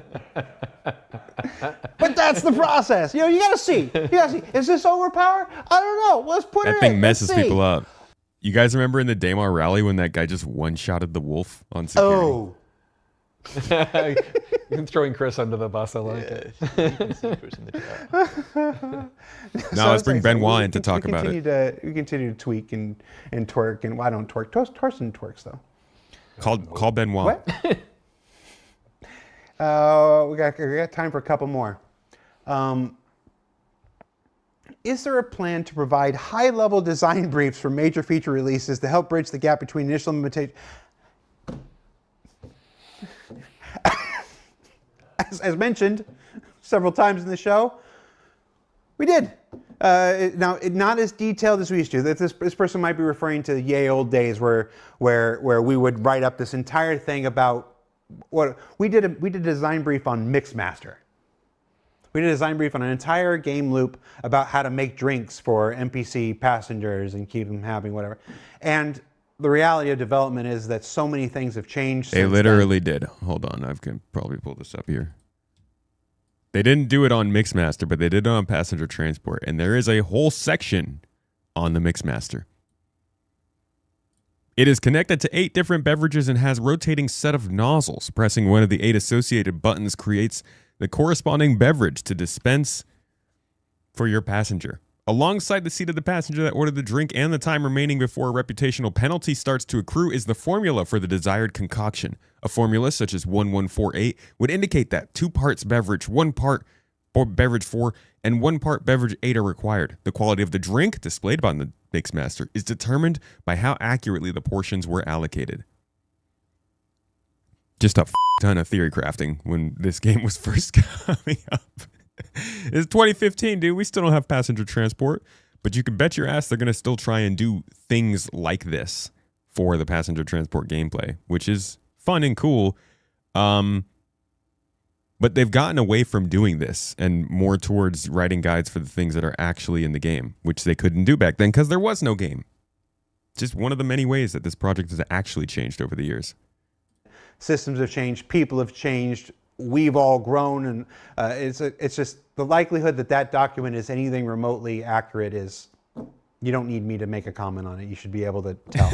So we moved away from full-on design briefs like that because all too often it just led to disappointment. Because again, we ended up changing it. Well, luckily there was no dev time used for that. Or changing it because somebody new joined the team and came up with a better idea. And it's like, well, no, we're not going to stick with the old idea if it's not as good. We want to do the new idea. But now we've changed. You didn't do what you said you were going to do and stuff, even though it's something we believe is better. So we did move away from those old, super detailed design briefs of yore, and that maybe that's what. Yeah, but we still bring them up, dude, and you guys better still do the Mixmaster, or else I'm suing. They're referring to. But we have made an effort for this last year to update things like the mining guide and the salvage guide and the crafting guide and the medical guide and the cargo guide and stuff like this, and make a lot of our intentions known, make a lot of our philosophies known, and give a glimpse at the future of where this feature is going, as like we did with medical and like we did with crafting lately. So engineering. Thank you. Yeah. So there is that effort. I'm going to make a video, I think, a follow-up. Last year I did a video where we had that like Jared moment where he was like, hey, all the stuff that we said, people came, they had new ideas, those ideas replaced the old ones, and we're moving along as a company. He's basically saying the same thing again here. And that cuts right across on the point I was making earlier where I think they're just back to pre-4.0 development. They are back to getting these ideas figured out and then put into the game. And it's early in the process. It is experimental because it's all the stuff that they've wanted to do and they're just figuring out how it actually works in the game. But most of all, it goes to show that while that stuff matters that they said they want to do, anything can really happen at this point because they're not trying to make the game they promised anymore. That's not happening. That's essentially what he's saying, in my opinion. They've got their, they've got the different, what are they called? The milestones that they hit when they were funding. I can't remember, but they had like the goals that they would hit. They have to hit those promises and give those. But in terms of, is this going to be a space sim? Is it going to be an MMO? Is it going to have Death of a Spaceman? Are we going to be flight attendants? That's all up in the air. We can only talk about what they've said and then what it feels like the direction they're going in now. But it seems like anything past the last 4 or so years is not necessarily a guarantee for this game anymore, which is a bummer because I want an Aaron Halo belt. It won't be as detailed as stretch it goals. was Thank you. back in old days. We have those big new features that we want to explain to people as best we can, especially since we're going to be iterating on them and we don't want to do in-game versions of those tutorials yet. We want to have those available for people. Yeah. And then, of course, we do shows like this where we talk to the designers and we explore their intentions and what their struggles are and stuff like that. Honestly, I need to see where their idea of the ratio of AI to players hasn't changed, because I've been reporting on that for years, and while I wish it wouldn't, the way they talk about this game now definitely feels like it has shifted. If they came out and told me that they still want to have a ton of AI flying ships around and populating this world, I will be so happy to hear it. But as of now, I'm getting less and less confident about that being their continued goal. I asked you how you were feeling about crafting. How are you feeling about inventory right now? It's Be real. Sorry, you can be real. yeah. It has improved features. So proximity loot is very nice. You can take the 1SU store all with you, and you can just hoover up the loot as you go. Sorry. It needs to be snappy though. It needs to interact like quickly. It needs to be instant. So we're aware of that, and we are proud of the features that it's gone out with, and we are continuing to work on the interactivity and the responsiveness. Yeah, it's nice to see an improvement to the inventory system. It's frustrating to see some of the things that we wanted to get fixed that didn't make it into the build. It's frustrating to see some of the performance limitations that we haven't been able to solve yet, but we're actively working on it. It'll continue to get better. Anything in 4.8 you can point to? Might help. That's a when question. 4 wide? No, dude. Yeah, true actually. I'll tell you when 4.8 comes out. It comes out in the middle of May. It sounded like a. How about stack all? No. Is there something? Is there work in 4.8? There is. So it can be quite hard to see the icons. So we are going from 5 across the top on a row to 4 across the top on the row, and. So did you make the icons bigger, or? Yes, just the whole thing scaled up as far as the inventory icon. And Good. then not in 4.8, but related to that is we will have the support for widescreen for dynamically sizing the inventory panels, and you'll have the option to scale up and down the icons yourself. Oh. And if you scale them all the way down, they just turn into a text list instead of a series of Oh. icons. Oh, Is the scaling dude, that's people. I know people have been wanting a text list of this stuff. That's actually really, that'll be really nice. I hope they give us the ability to have text and icons, but I guess dragging it to do that doesn't seem too bad. Love that option. No. Okay, that's why I had to ask. Well, yeah, I said not for 4.8. Okay, Widescreen. I missed that part. I heard being able to scale your icons, and I was like, Most of them probably heard that as well. okay, Yeah. but in That'll be development. cool. Yeah, for 4.8 we went with the larger Where we get the icons. larger. Yeah, just to make it more visible, and then the scaling is coming, and also like the improvements to like the actual rendering of those icons. Right, you mentioned. You know what I really want in the inventory is an ability to, when you open a backpack or an inventory within an inventory, you can drag the box around the screen. So I have a backpack within a box. I can open that backpack and then drag it to somewhere else on the screen. And then I can have like the box open on one side, my personal inventory open on the other, and then a floating backpack inventory I can move around. Notice that in Tarkov. That seems like a really nice improving touch. the lighting. Yeah. Yes. Like that. What about the rotation? So some of them, I feel, go a little too fast to tell what they are. What's up, Ruben? I don't know. So we have the rotation of the icon within the inventory box. Yeah. And if they're broken, that's my fault because I set those up. Okay. So Maybe I'm just. maybe they will be fixed. And there's a couple of changes. Send going on. Declan an email at. Maybe Yeah. I'm just slow. I did. Don't tell Ian this, but I put the undersuits. I put the undersuits the wrong way around, so they're facing arse front. Don't tell Ian, as Ian is watching. Two more questions. We're done. Why aren't there any backpack blueprints? Just didn't have time in 4.7. They'll be there in 4.8. Oh, so those will be in 4.8. Yes. So some more non-combat. Yeah, that's true. Backpack doesn't shoot. This is true. So what? CIG what are the might find a stats way, of though. Backpacks. Well, no, to be fair, they won't have stats. Okay. Eventually, they would. Stuff like weight. But yeah, it's just nice to craft your own backpack, so we're adding that blueprint in. Oh, shoot, dude. If I could somehow, I can craft a light backpack with as much carrying capacity as a heavy backpack, that would be ridiculous. But it'd be funny. And last question, because I don't know the next time we're going to get to talk about this topic. what do you want to say to people? You know, it's now been out there for a couple weeks now, about a month. I'm not. Nobody's ever looked at Jared and said he knows what day it is. What do you want to say to people about crafting and inventory today? I think we're very proud of it, and we love the feedback we receive. You know, it's great seeing like people interact with it, and we'll continue to iterate, continue to build upon it. It's nice to see. It's a big feature. It's going to be a long-running feature, so we're excited to have it out. Yeah. Get out there and try it if you haven't. Start playing with it. Give it your feedback, because we're going to be working on it actively for quite a while, and there's a lot more features to come and a lot more iteration to come, and I'm really excited about where it's going. It made friends of mine play mining, even though they don't like mining. So it definitely. They hate you more now? Had some attractiveness to people. And see, you touched on something, but it brought people who weren't going to try one game loop to try a game loop.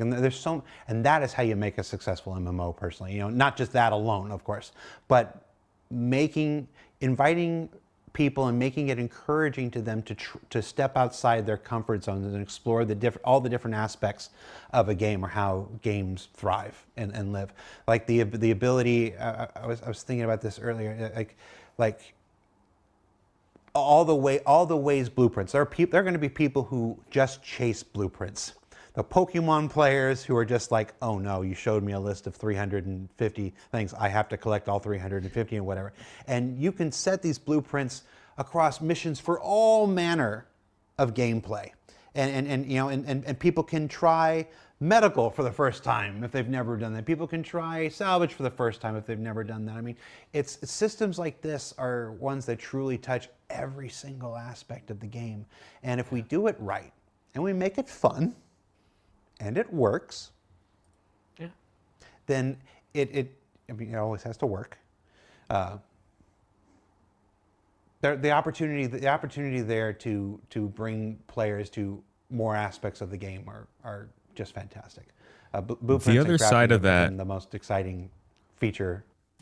The other version of that, in my opinion, is not something we don't talk about here. We say it quite often. There have to be parts of the game that people don't like, because the other magic of something like this is if you don't like mining but you still need it, then the game needs to allow you to hire other people or contract work out to other people to do it for you. And this game's really missing that. I could get into a whole diatribe about social tools again, but that is the missing element here. With gameplay, like crafting and mining being so important, you got to let people contract other people to do it for you. I really thought they would be getting that in by 4.8, man. That's going to be a failure every single patch that kind of stuff isn't coming into the game now. Aspect for me in a long time. Like, this is a big year for me. The biggest feature for me is crafting, and the biggest content for me is tactical strike groups. Oh, Waiting for this thing. So the fact that we've started this journey with crafting now, Have you played it? the fact that and the fact that I sit on the playthroughs. I sit on the playthroughs. Good. To say that I am a bad pilot is an understatement. I have peripheral neuropathy, and it twitches every once in a while and stuff like that. You know how people like blame their controllers? No, I blame my own hands and whatever. So I'm not good with anything that requires a lot of fine. I'm taking the same excuse. That's why I'm not going to be doing that too often. I'm going to be on the ships, not flying them. That's why I'm more excited for Siege of Orison remake and the municipal works and Nyx 1. Unfortunately, and flying through the trench run and racing the distortion and whatnot is. But I'm like, nope, not. I'm happy just watching. I'm happy just watching, and relishing in the enjoyment of other people. So having that crafting journey start, in 4.7, having tactical strike groups start in 4.8. It's a really exciting time for the project. Have we gone live to PTU yet, or Ipocati? Friday. Nope. Have we told them the tactical strike groups is in 4.8? Yes. Jared, you should know that. No. So tactical strike groups is in 4.8. It's super cool. Get into PTU when that goes live. It's All right. it's been cool seeing people become better pilots just doing some of those runs. Jared, why did you stop? Is You that wanted to say a third thing happens? about the battlecruiser? Did I want to say something about the battlecruiser? What more would I say that a portfolio update and a Galactopedia update haven't already done? All right, so that's it for Star Citizen. Okay, that's pretty. That's pretty telling, huh? That basically confirms that the Odin is the battle cruiser and it's coming from My Anvil. Torsten's looking at me, he has no idea. It's like, that's it for Star Citizen Live. Thanks for watching. There will be no show next week. No show next week? Boo! Yeah, no show next week. We're actually doing a pre-tape for some other stuff that we got to do, but we'll be back the week after that as we head into the most exciting time of the year, May, and our big ship showcase, and that's my ironclad guarantee. All right, take it easy, everybody. I'm Jared. That's Rick. Yeah. Declan, I mean- Torsten. See you later, everybody. Take care. Bye. All right. Interesting talk. We did not get as much information as I was hoping for. I asked a question for this one. I asked about if crafting would eventually have parts that we craft that we would need to craft other parts. You know, like a lot of the big games that focus on crafting and logistics do. You know, where it's like you craft, I don't know, a trellis or a frame or something, and that lets you craft a truck. No answer on that, and I'm guessing we're probably not going to go that far with it. But it does sound like there's a decent amount of gameplay that is separating crafting from the rest of the game through refining, through upgrading, and obviously through the degradation that happens. But I think this was like a decent amount of basic information. A good amount of it was already available to us, but that's in written format. You know how that is. And honestly, some clarification on how material quality is going to work. I think the biggest thing coming out of this is that they clearly need to get social tools working. We need better resource scattering. And the development of this game is still very much about getting features in, getting them tested, making sure they work, and moving on. The difference now between this and pre 4.0 is that now they're using the tech preview and they have a relatively mature game engine. So the stuff they're bringing in isn't breaking the game, but it still can end up broken. It means that if you're not obsessed with whatever the features being added to a patch are, there's a good chance that you can just keep doing what you want to do without having to worry about that. That wasn't so much the case before. If they added something in before and it was broken, it would cause, depending on how big the feature was, it would cause havoc. And there was just no touching that part of the game. Now, at least, it does seem like it comes in and it's not breaking things entirely. Over time is a different story. But that was just a look at crafting inventory and what's going on with that little watch party. We're going to now look at an update that came from somebody about the buybacks on Squadron 42 and then the new Metro game. If you got to see this on Space Tomato 2, hope you enjoyed. Thanks for watching the whole thing. This is, I'm pretty sure this is a pretty long one. If you want to join us live for some conversation, hanging out and seeing what people have to say about these things, hit us up. Otherwise, see you in the next one. As for the rest of you, lovely people, I don't think they're going to put the Ironclad in the Evocati test. They seem to be holding on to ships until they go live now. Yeah, it's the China Bar Citizen they're recording for.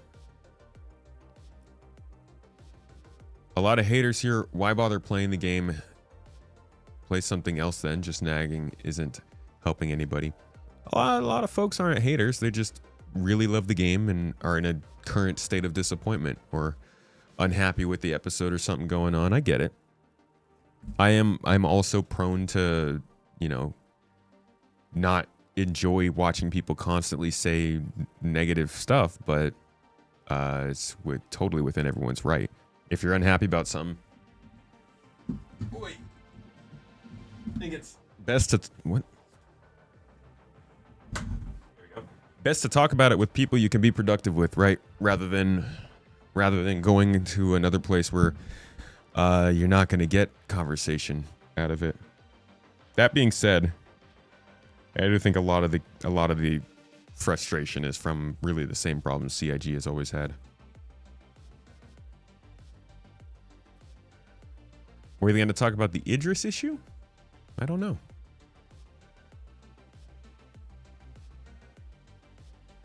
Disappointed as usual, no social tools, but going ahead with the big fleet action. Well, look, I'm annoyed as well that there's no social tools, but the idea of them changing the content that's coming out because of that is unrealistic. If they've got content that they're releasing in May, it's probably been in the plans since at least December.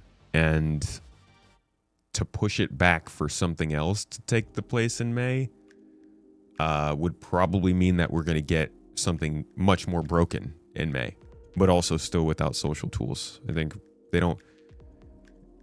I understand being frustrated about the social tools not being done, but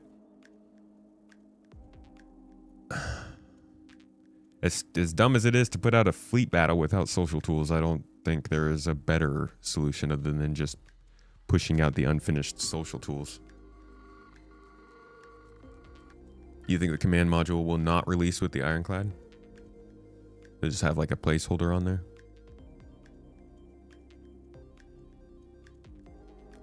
There's a long road to go with balancing of what we have in game now. It's always going to have ebb and flow with how players enjoy each attempt to find the right balance.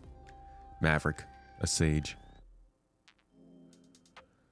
Social tools have been planned for how many years now? Why are they not priority A1 until they are done?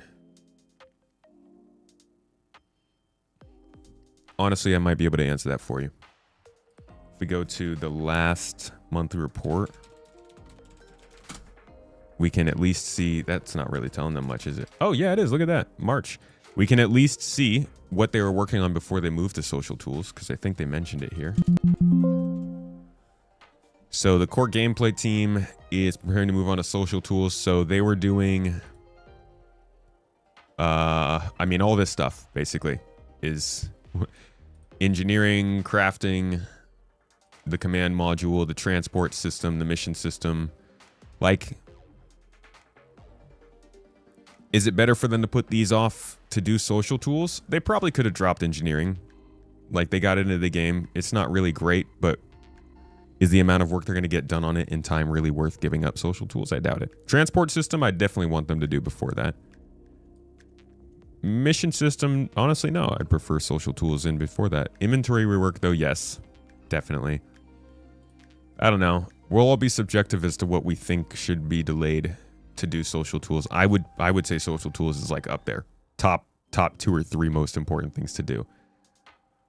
But I genuinely couldn't look at a list of stuff that core gameplay is working on and say objectively what shouldn't be getting the work. As with every live service game in some way, you remember the Helldiver days when everyone was saying the game is dead. Have we looped back around yet? Are they not saying that anymore?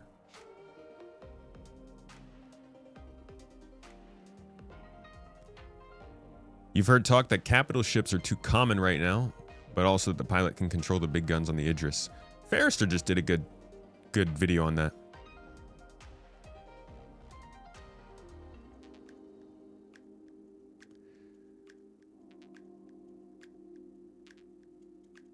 You love the large ships, military even better, and ideally pretty. You like to treat it as a home away from home once persistence is an actual thing and you can find your mothership when you're out with a fighter. Yeah, that'd be sick.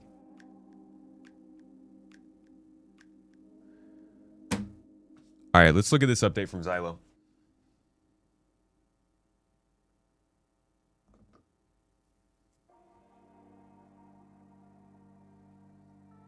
Squadron 42 buybacks update.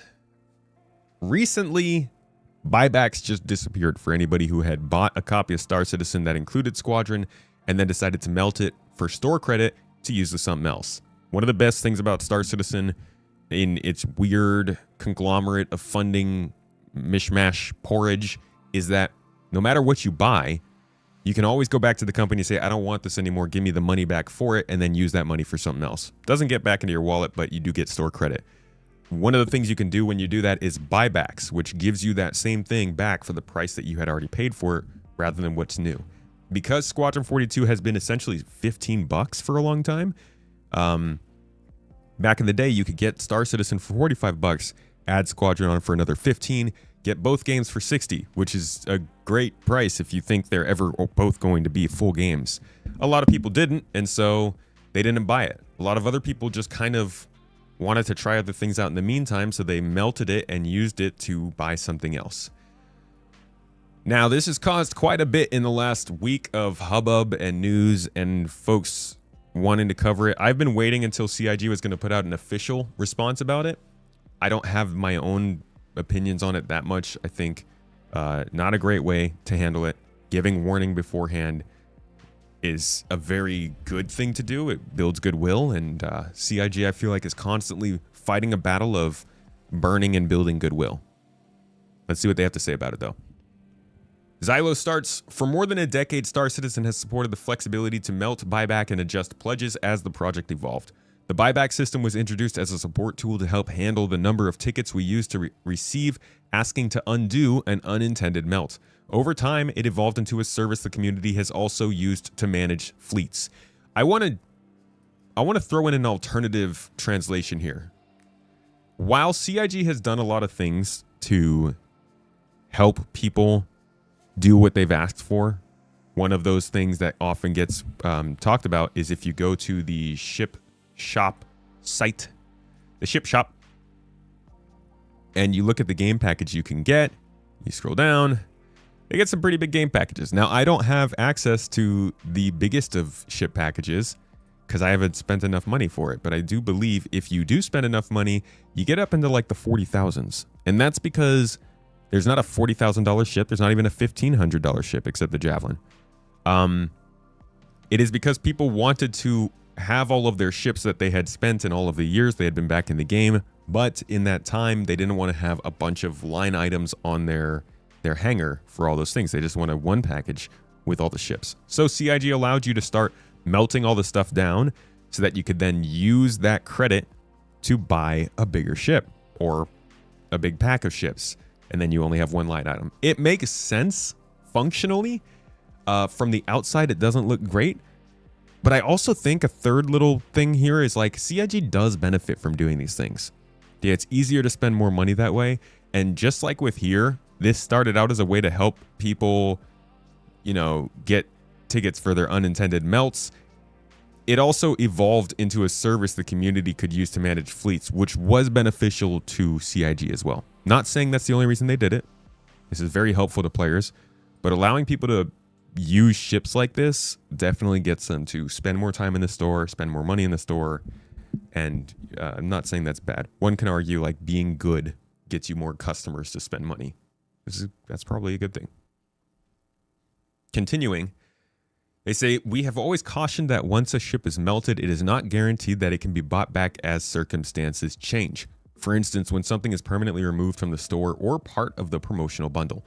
The buyback queue should not be used to park ships and bundles at their original prices for future use or for profit on the gray market years down the road. This has also been something that's been featured on the store for quite a while. So here's somebody posting a screenshot. I believe this is of what has now been added. I'm not sure if this was here before, but it says the pledge is not eligible for reacquisition through the buyback system. This change is permanent.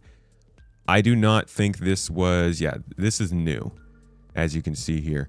Now, somebody might have posted a screenshot, but they also have had it in fact, let me just go to Reddit. Somebody posted a screenshot of this on Reddit where it was stated in small text in the background.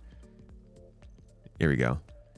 While in general reclaim packages should appear here, circumstances and such can change, and thus players should not use the buyback tool as a sort of storage for old pledges. This is a very hard thing to find, right? It's just like CIG. It's on the website. It's somewhere off in the distance. It's not clear. So they could have been better about the messaging here, but this has technically been the case. And it all feels like this is the sort of small scale stuff that's going to cause hubbub in the community as we get closer to an official launch of the game.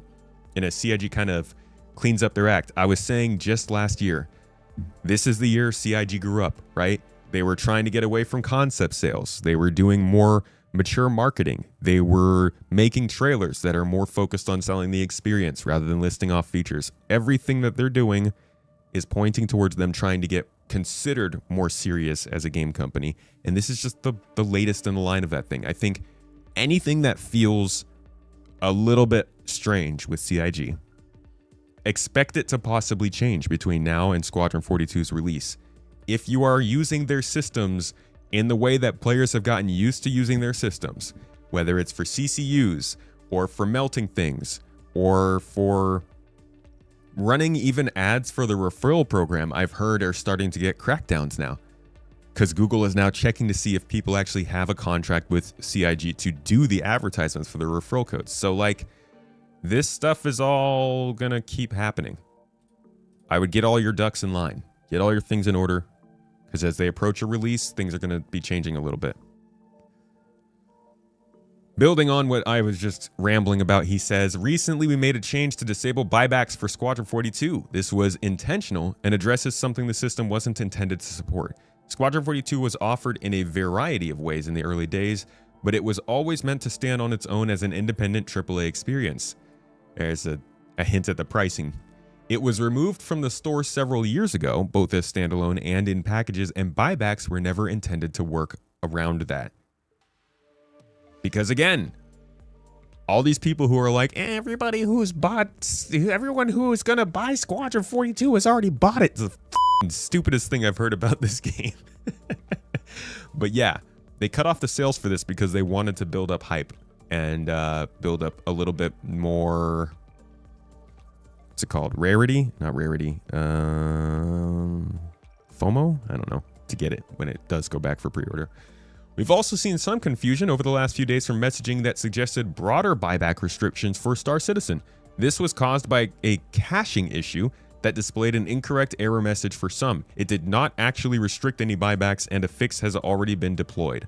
So the big problem that this was probably going to spread to the rest of Star Citizen is being addressed here, just further down, but that is really the important news. Star Citizen is not changing their buybacks, but again, guys, we're at a place where things are going to start to change a lot more, because they are transitioning from a experimenting company building up a game engine to a game company trying to release an actual game. And when they do that, the critique, the diving in and trying to like find the holes and the weirdness in this game is going to rise. It's going to go up. They're just making sure that they don't have skeletons in the closet, which they do.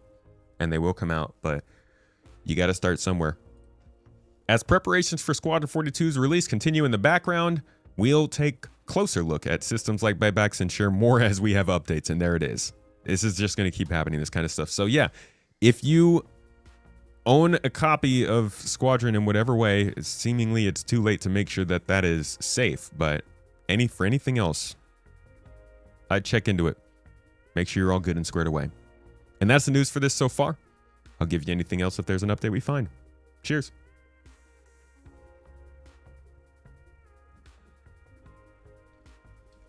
Now we get to look at Metro. Get your buybacks in order. We were talking, KSAD, what's up, man? We were just talking about the buyback stuff going on. You missed it by one day then when they removed it in launch week? Ah, man. That sucks. The next question is, who went over C-Daddy and is he okay? That is interesting that he didn't know about it. The very least they could have done was warn about it. And tell C-Daddy. And don't do it poorly like the edge cases mentioned below. And hold their reaffirmed promise from last year about transparency. They definitely could have talked about this beforehand. Giving a warning for this kind of stuff is, again, that's good. That's goodwill. And constantly burning your goodwill is not a great way of doing business.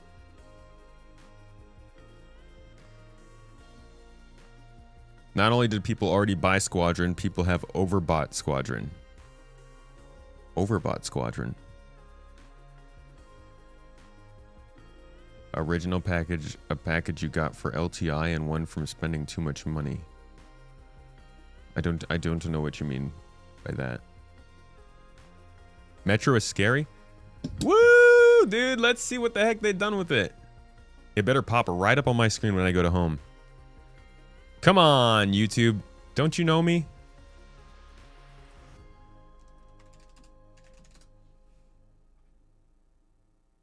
There it is. Whoa, that's interesting. The release trailer is on PlayStation. Huh. Okay, here's the Xbox one. Still. Oh, I see. PlayStation's releasing the trailer for it. Xbox is doing. Because I was like, I'm pretty sure this isn't Xbox. This is like more of a Microsoft kind of franchise. They released 2. Why? Oh, this is the ASL version. Okay. If you guys aren't into this, I understand. Not everybody is, you know, a lot of you guys are here for space games, but I really like a good Metro game, and I want to see what it includes. If you are looking to pop on out of here and you got your fill of Star Citizen, I thank you so much for being here. I appreciate you. We're going to watch this and then sign off. I will be back on tomorrow, as we do. Normal time, normal place, and we'll be getting into some more Star Citizen. So, appreciate you. Hope you have a wonderful day, but now we're looking at Metro. One of the original shooters that really got me into a more systemic game. Degradation of your items and danger of the environment and like physical interactions with everything.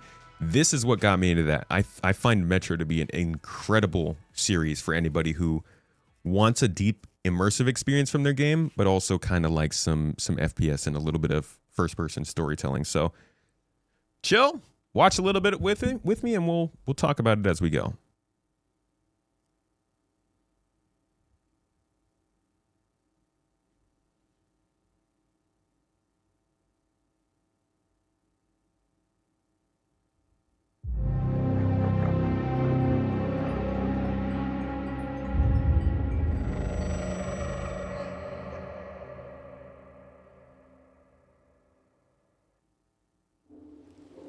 I ask you, do you want to come out of the darkness and become a pure nation?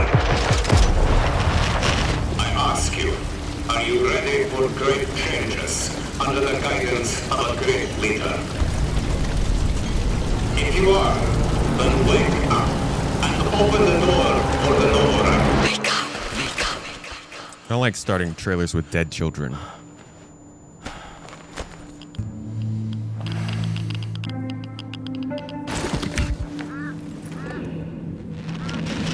Wake up.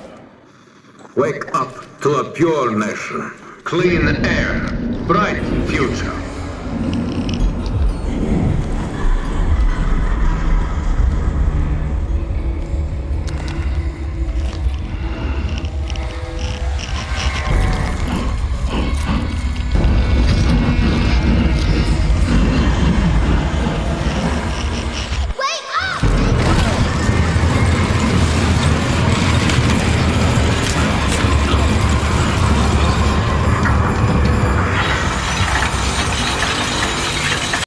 I swear I've had dreams like this.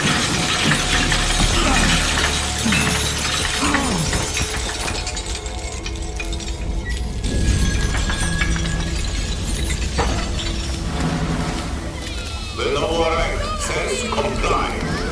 The people say aye. No.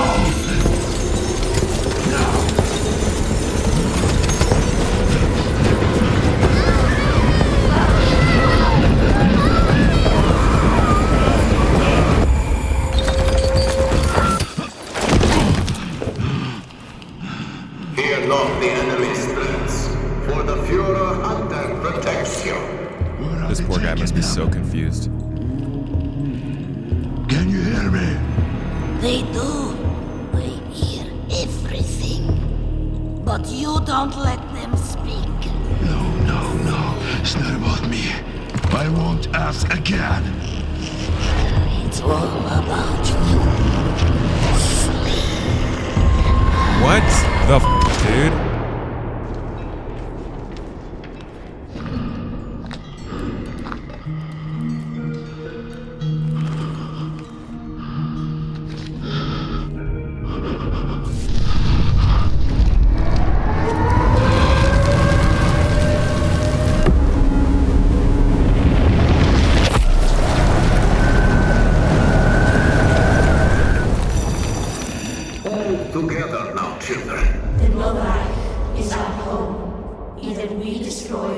for we are destroyed. No one will mourn us if we die. Mercy is weakness. Our enemies have no pity for us. The enemy must be destroyed. The enemy must be destroyed. The enemy must be destroyed. The enemy must be destroyed. The enemy must be destroyed.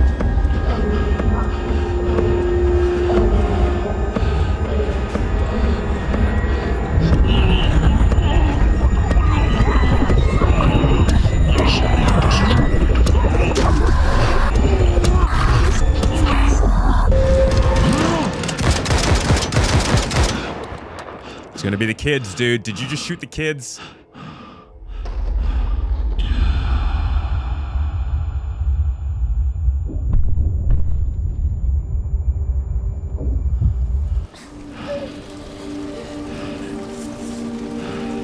He shot the kid! I could have told you that was gonna happen, man!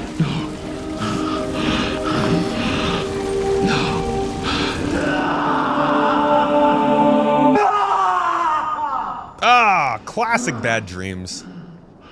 God. This is why they tell you not to get addicted to sleeping pills.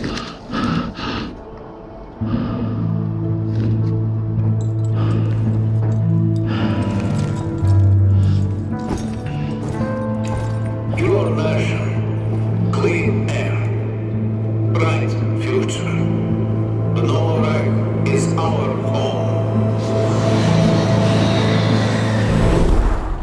Okay, dude. So, somebody doesn't like kids, for sure.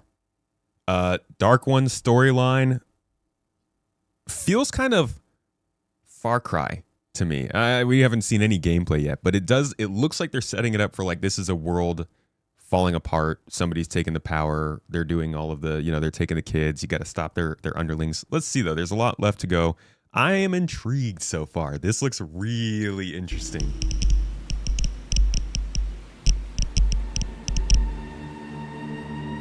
Ourselves was complete. Heaven, hell, and wait, dude, come on. Purgatory were atomized as well.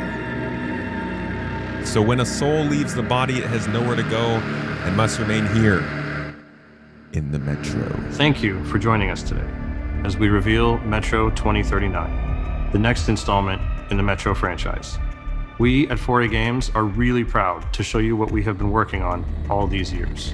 I know it's been a while since you last heard from us, but stick with us for a continued first look at Metro 2039. I feel like maybe they should fix their stupid... Metro 2039 takes you to the dark heart of the Moscow Metro, where the last survivors of the nuclear apocalypse struggle to exist in the tunnels and subways of the ruined city.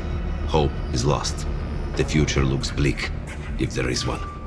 The underground factions and station communities have all been united under one banner, the Novo Reich, led by a new Führer. There it is.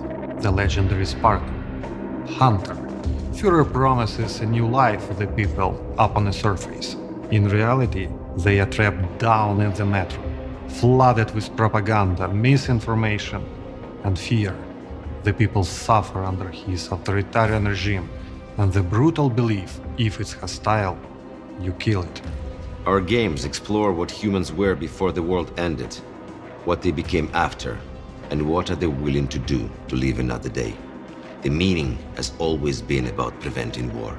But now, war is our reality, and our message has shifted to be about the consequences, the cost of silence, the horrors of tyranny, and the price of freedom. You will explore these themes through our voiced protagonist, the Stranger, a recluse plagued by his violent nightmares, forced to undertake a harrowing journey back down to the Metro, a place he swore to never return. But we must return to tell the story we want to tell. You can expect a much darker tone this time around. A handcrafted, story-driven, single-player campaign where you'll feel the weight of the rotting world pushing down on you, forcing you deeper into your claustrophobic nightmares. We will go where the worst of humanity can be on a full display. The thing is, we are not romanticizing the post-apocalypse or making a theme park out of it. Metro has always been a more tragic view on our actions as humanity. It looks pretty dark. Then, tragedy came to us. Everything we had planned for the next chapter of Metro changed in 2020, and more significantly, in 2022. When Russia's full-scale invasion began, it changed the lives of everyone. The war has shaped us, and we have changed the story to be even more about choices, actions, consequences, and what you have to pay to have a future.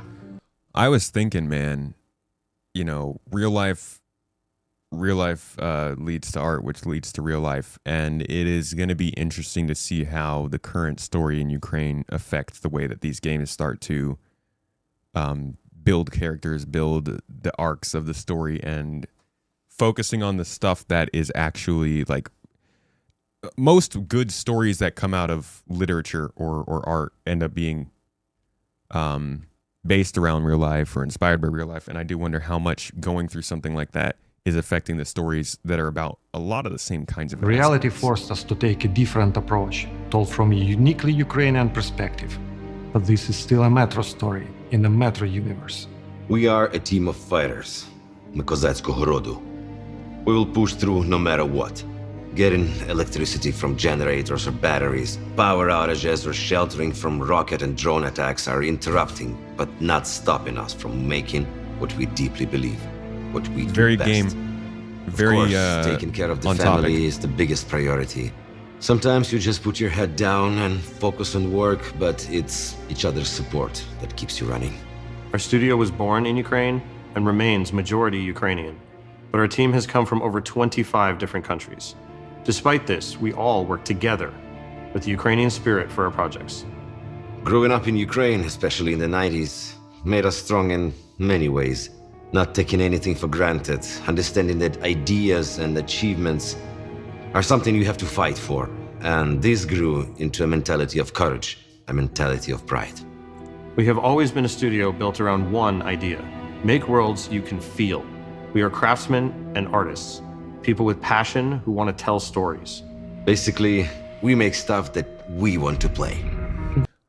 I said it when we started this. I have always felt like when I played these games, they're super immersive. It's the physically touching. It's a lot of the stuff that they talked about when they advertised Squadron 42.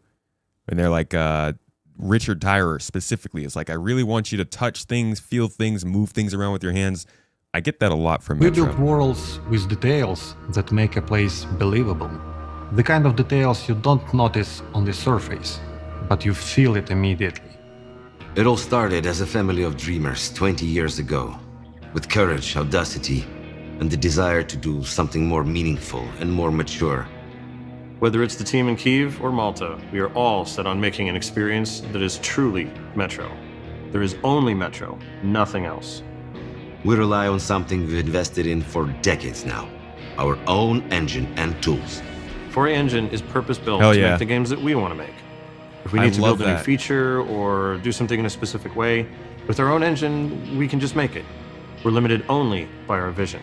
We get to take advantage of the strengths of every game in the franchise before it. With Metro Exodus, our engine enabled us to be early pioneers of ray tracing. This time, we have focused on rebuilding our implementation of this technology to bring a more tuned and performant experience that is still nothing short of stunning and hauntingly beautiful. Our tools give us the ability to make a world as dense, realistic, and believable as we can imagine. They allow us to make a Metro feel tangible. You can walk into a room and it behaves like a real place. Nothing is prefabricated. Everything is unique and grounded. There has to be a physical, plausible reason for something to exist or be designed in a certain way. So, when you walk into that room, it's clear a person lived there. You can feel what they were doing right before they left or died. We call these moments frozen stories. It's a moment frozen in time.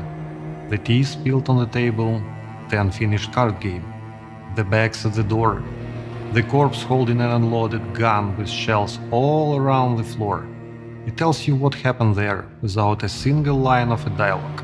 The goal of these frozen stories is to push your imagination further, immerses the player, and gives those who are curious many opportunities to explore and learn more about the world of Metro. But not all the stories in Metro are frozen. The ones at the beating heart of the Metro. I love how much that guy gets into his about character. the people. Our games are based on and inspired by the novels of the author, Dmitry Gluchovsky, an outspoken critic of the invasion of Ukraine. His courageous stance has come with a personal price, a life in exile from his home country, Russia, where dissent is a crime. We've crafted this new story together, united by our shared values of freedom and truth that have been shaped by the harsh reality of the world around us. So, we're going back to the tunnels and leaning into what makes Metro, Metro.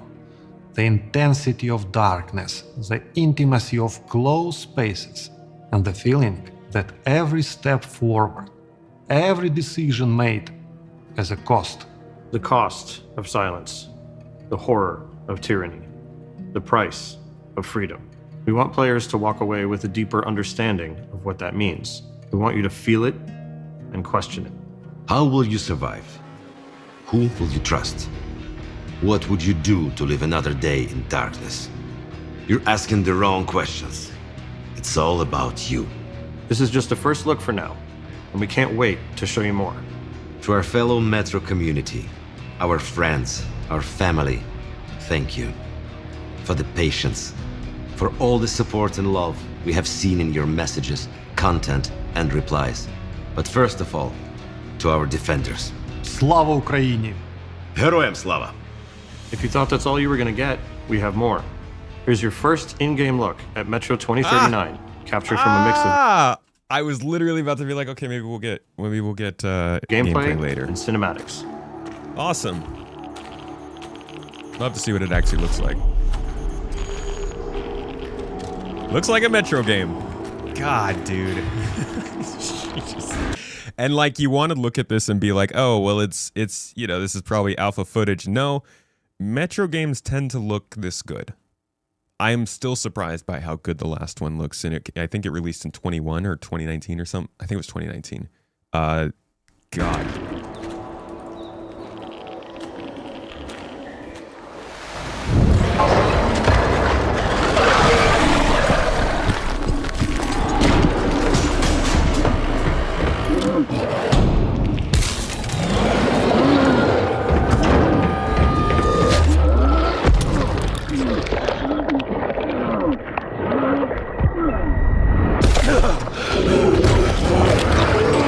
Like a mutant gopher?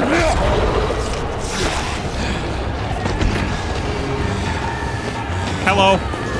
You guys couldn't help? Nobody shot the dang thing? Look at how many people are right here.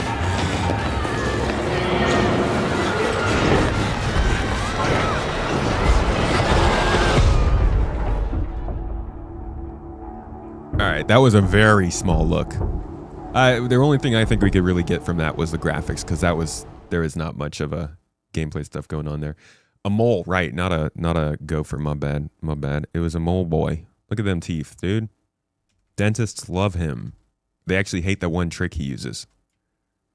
Same with snout people, Kleenex. I don't know. So I'm really excited for this. I know you guys are pretty used to me only covering space stuff, but I grew up on like shooters and adventure games and RPGs, so this is right up my alley. I'm looking forward to playing it. From the stuff that I've seen, Metro's always been a dark franchise, so honestly, when they're like, oh, this one's going to be darker, I'm like, oh. I was already looking for a bright spot in my day whenever I played the old Metro games. So I don't people essentially indoctrinating, imprisoning, and using children to go to war. I'm not sure how I'm going to feel about that as I become a new father for the first time. Child-focused storylines might hit a little different than they did before. So we'll see how this goes, but I'm sure it's going to be high quality, good graphics, fantastic immersion. These games are always super immersive if you like guns breaking and elements being different on your armor and having to take the time to actually repair stuff. All those kinds of things are on full blast in Metro. So I'll keep an eye on this. I'll keep you guys updated whenever there's other news coming out about it. For now, it's just this announcement, and I'm sure it's going to be years before it does come out, but something to watch. Thanks for checking it out. That's why you have a hard time playing darker games nowadays. Why is that? Because of kids. Metro's always been amazing. The books are good too. I need to read the books. I've never given them a try. In fact, I didn't know that the author was kicked out of his country because of the books. It's an interesting fact. Until Terrible 2's, then you'll love that shit. Dude, our niece did not have Terrible 2. She was the absolute best during 2 years old. She had a slight bit of Terrible 3s, but oh man, she was just a joy to be around. Metro says war sucks. Ukraine being in an actual war right now, probably nothing to do with the darker war sucks themes. I'm sure they have a lot of first-hand encounters and stuff to put into this game, which is probably going to make it also hit harder.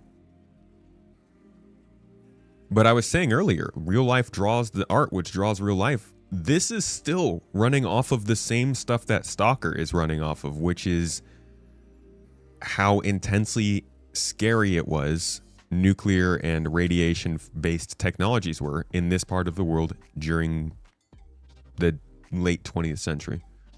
So I'll be interested to see how art changes based on what's going on right now. Here, in America, in the Middle East, in the Far East, everywhere. The world's going through some stuff right now. But that's it for me, guys. It is Thursday, so I'm going to pop on off. We're all done. And thank you, Johnny Macaroni, for that sub, the late sub today. And I hope you guys got more entries into the Hull B giveaway. I'll be back live tomorrow for y'all, and we'll be doing more Star Citizen. Don't worry, right back to where we're comfortable. I hope you have a lovely day. I'm going to pass you on over to... They're in French. There is a channel called Metro 2030 that's playing Star Citizen. I totally would have passed you over there because they're live, but looks like they're playing in French. I'm going to pass you over to Spooner, since it looks like he's still online, although I imagine he's probably also going to be ending soon. I'll send you over there, and we'll see if we cannot cause some trouble for him. Drop the toes in the chat, and I guess the milk, because you guys have decided milk is a thing now, you weirdos. And y'all have a lovely day. Thanks so much for being here. Thank you for your support. And thanks for being good friends. See you in the next one. You deserve good things, so do good things for yourself. Eat something you love. Give someone you love a hug. And as Avocado would say, milk someone you love. Weirdo. Catch y'all later. See you tomorrow.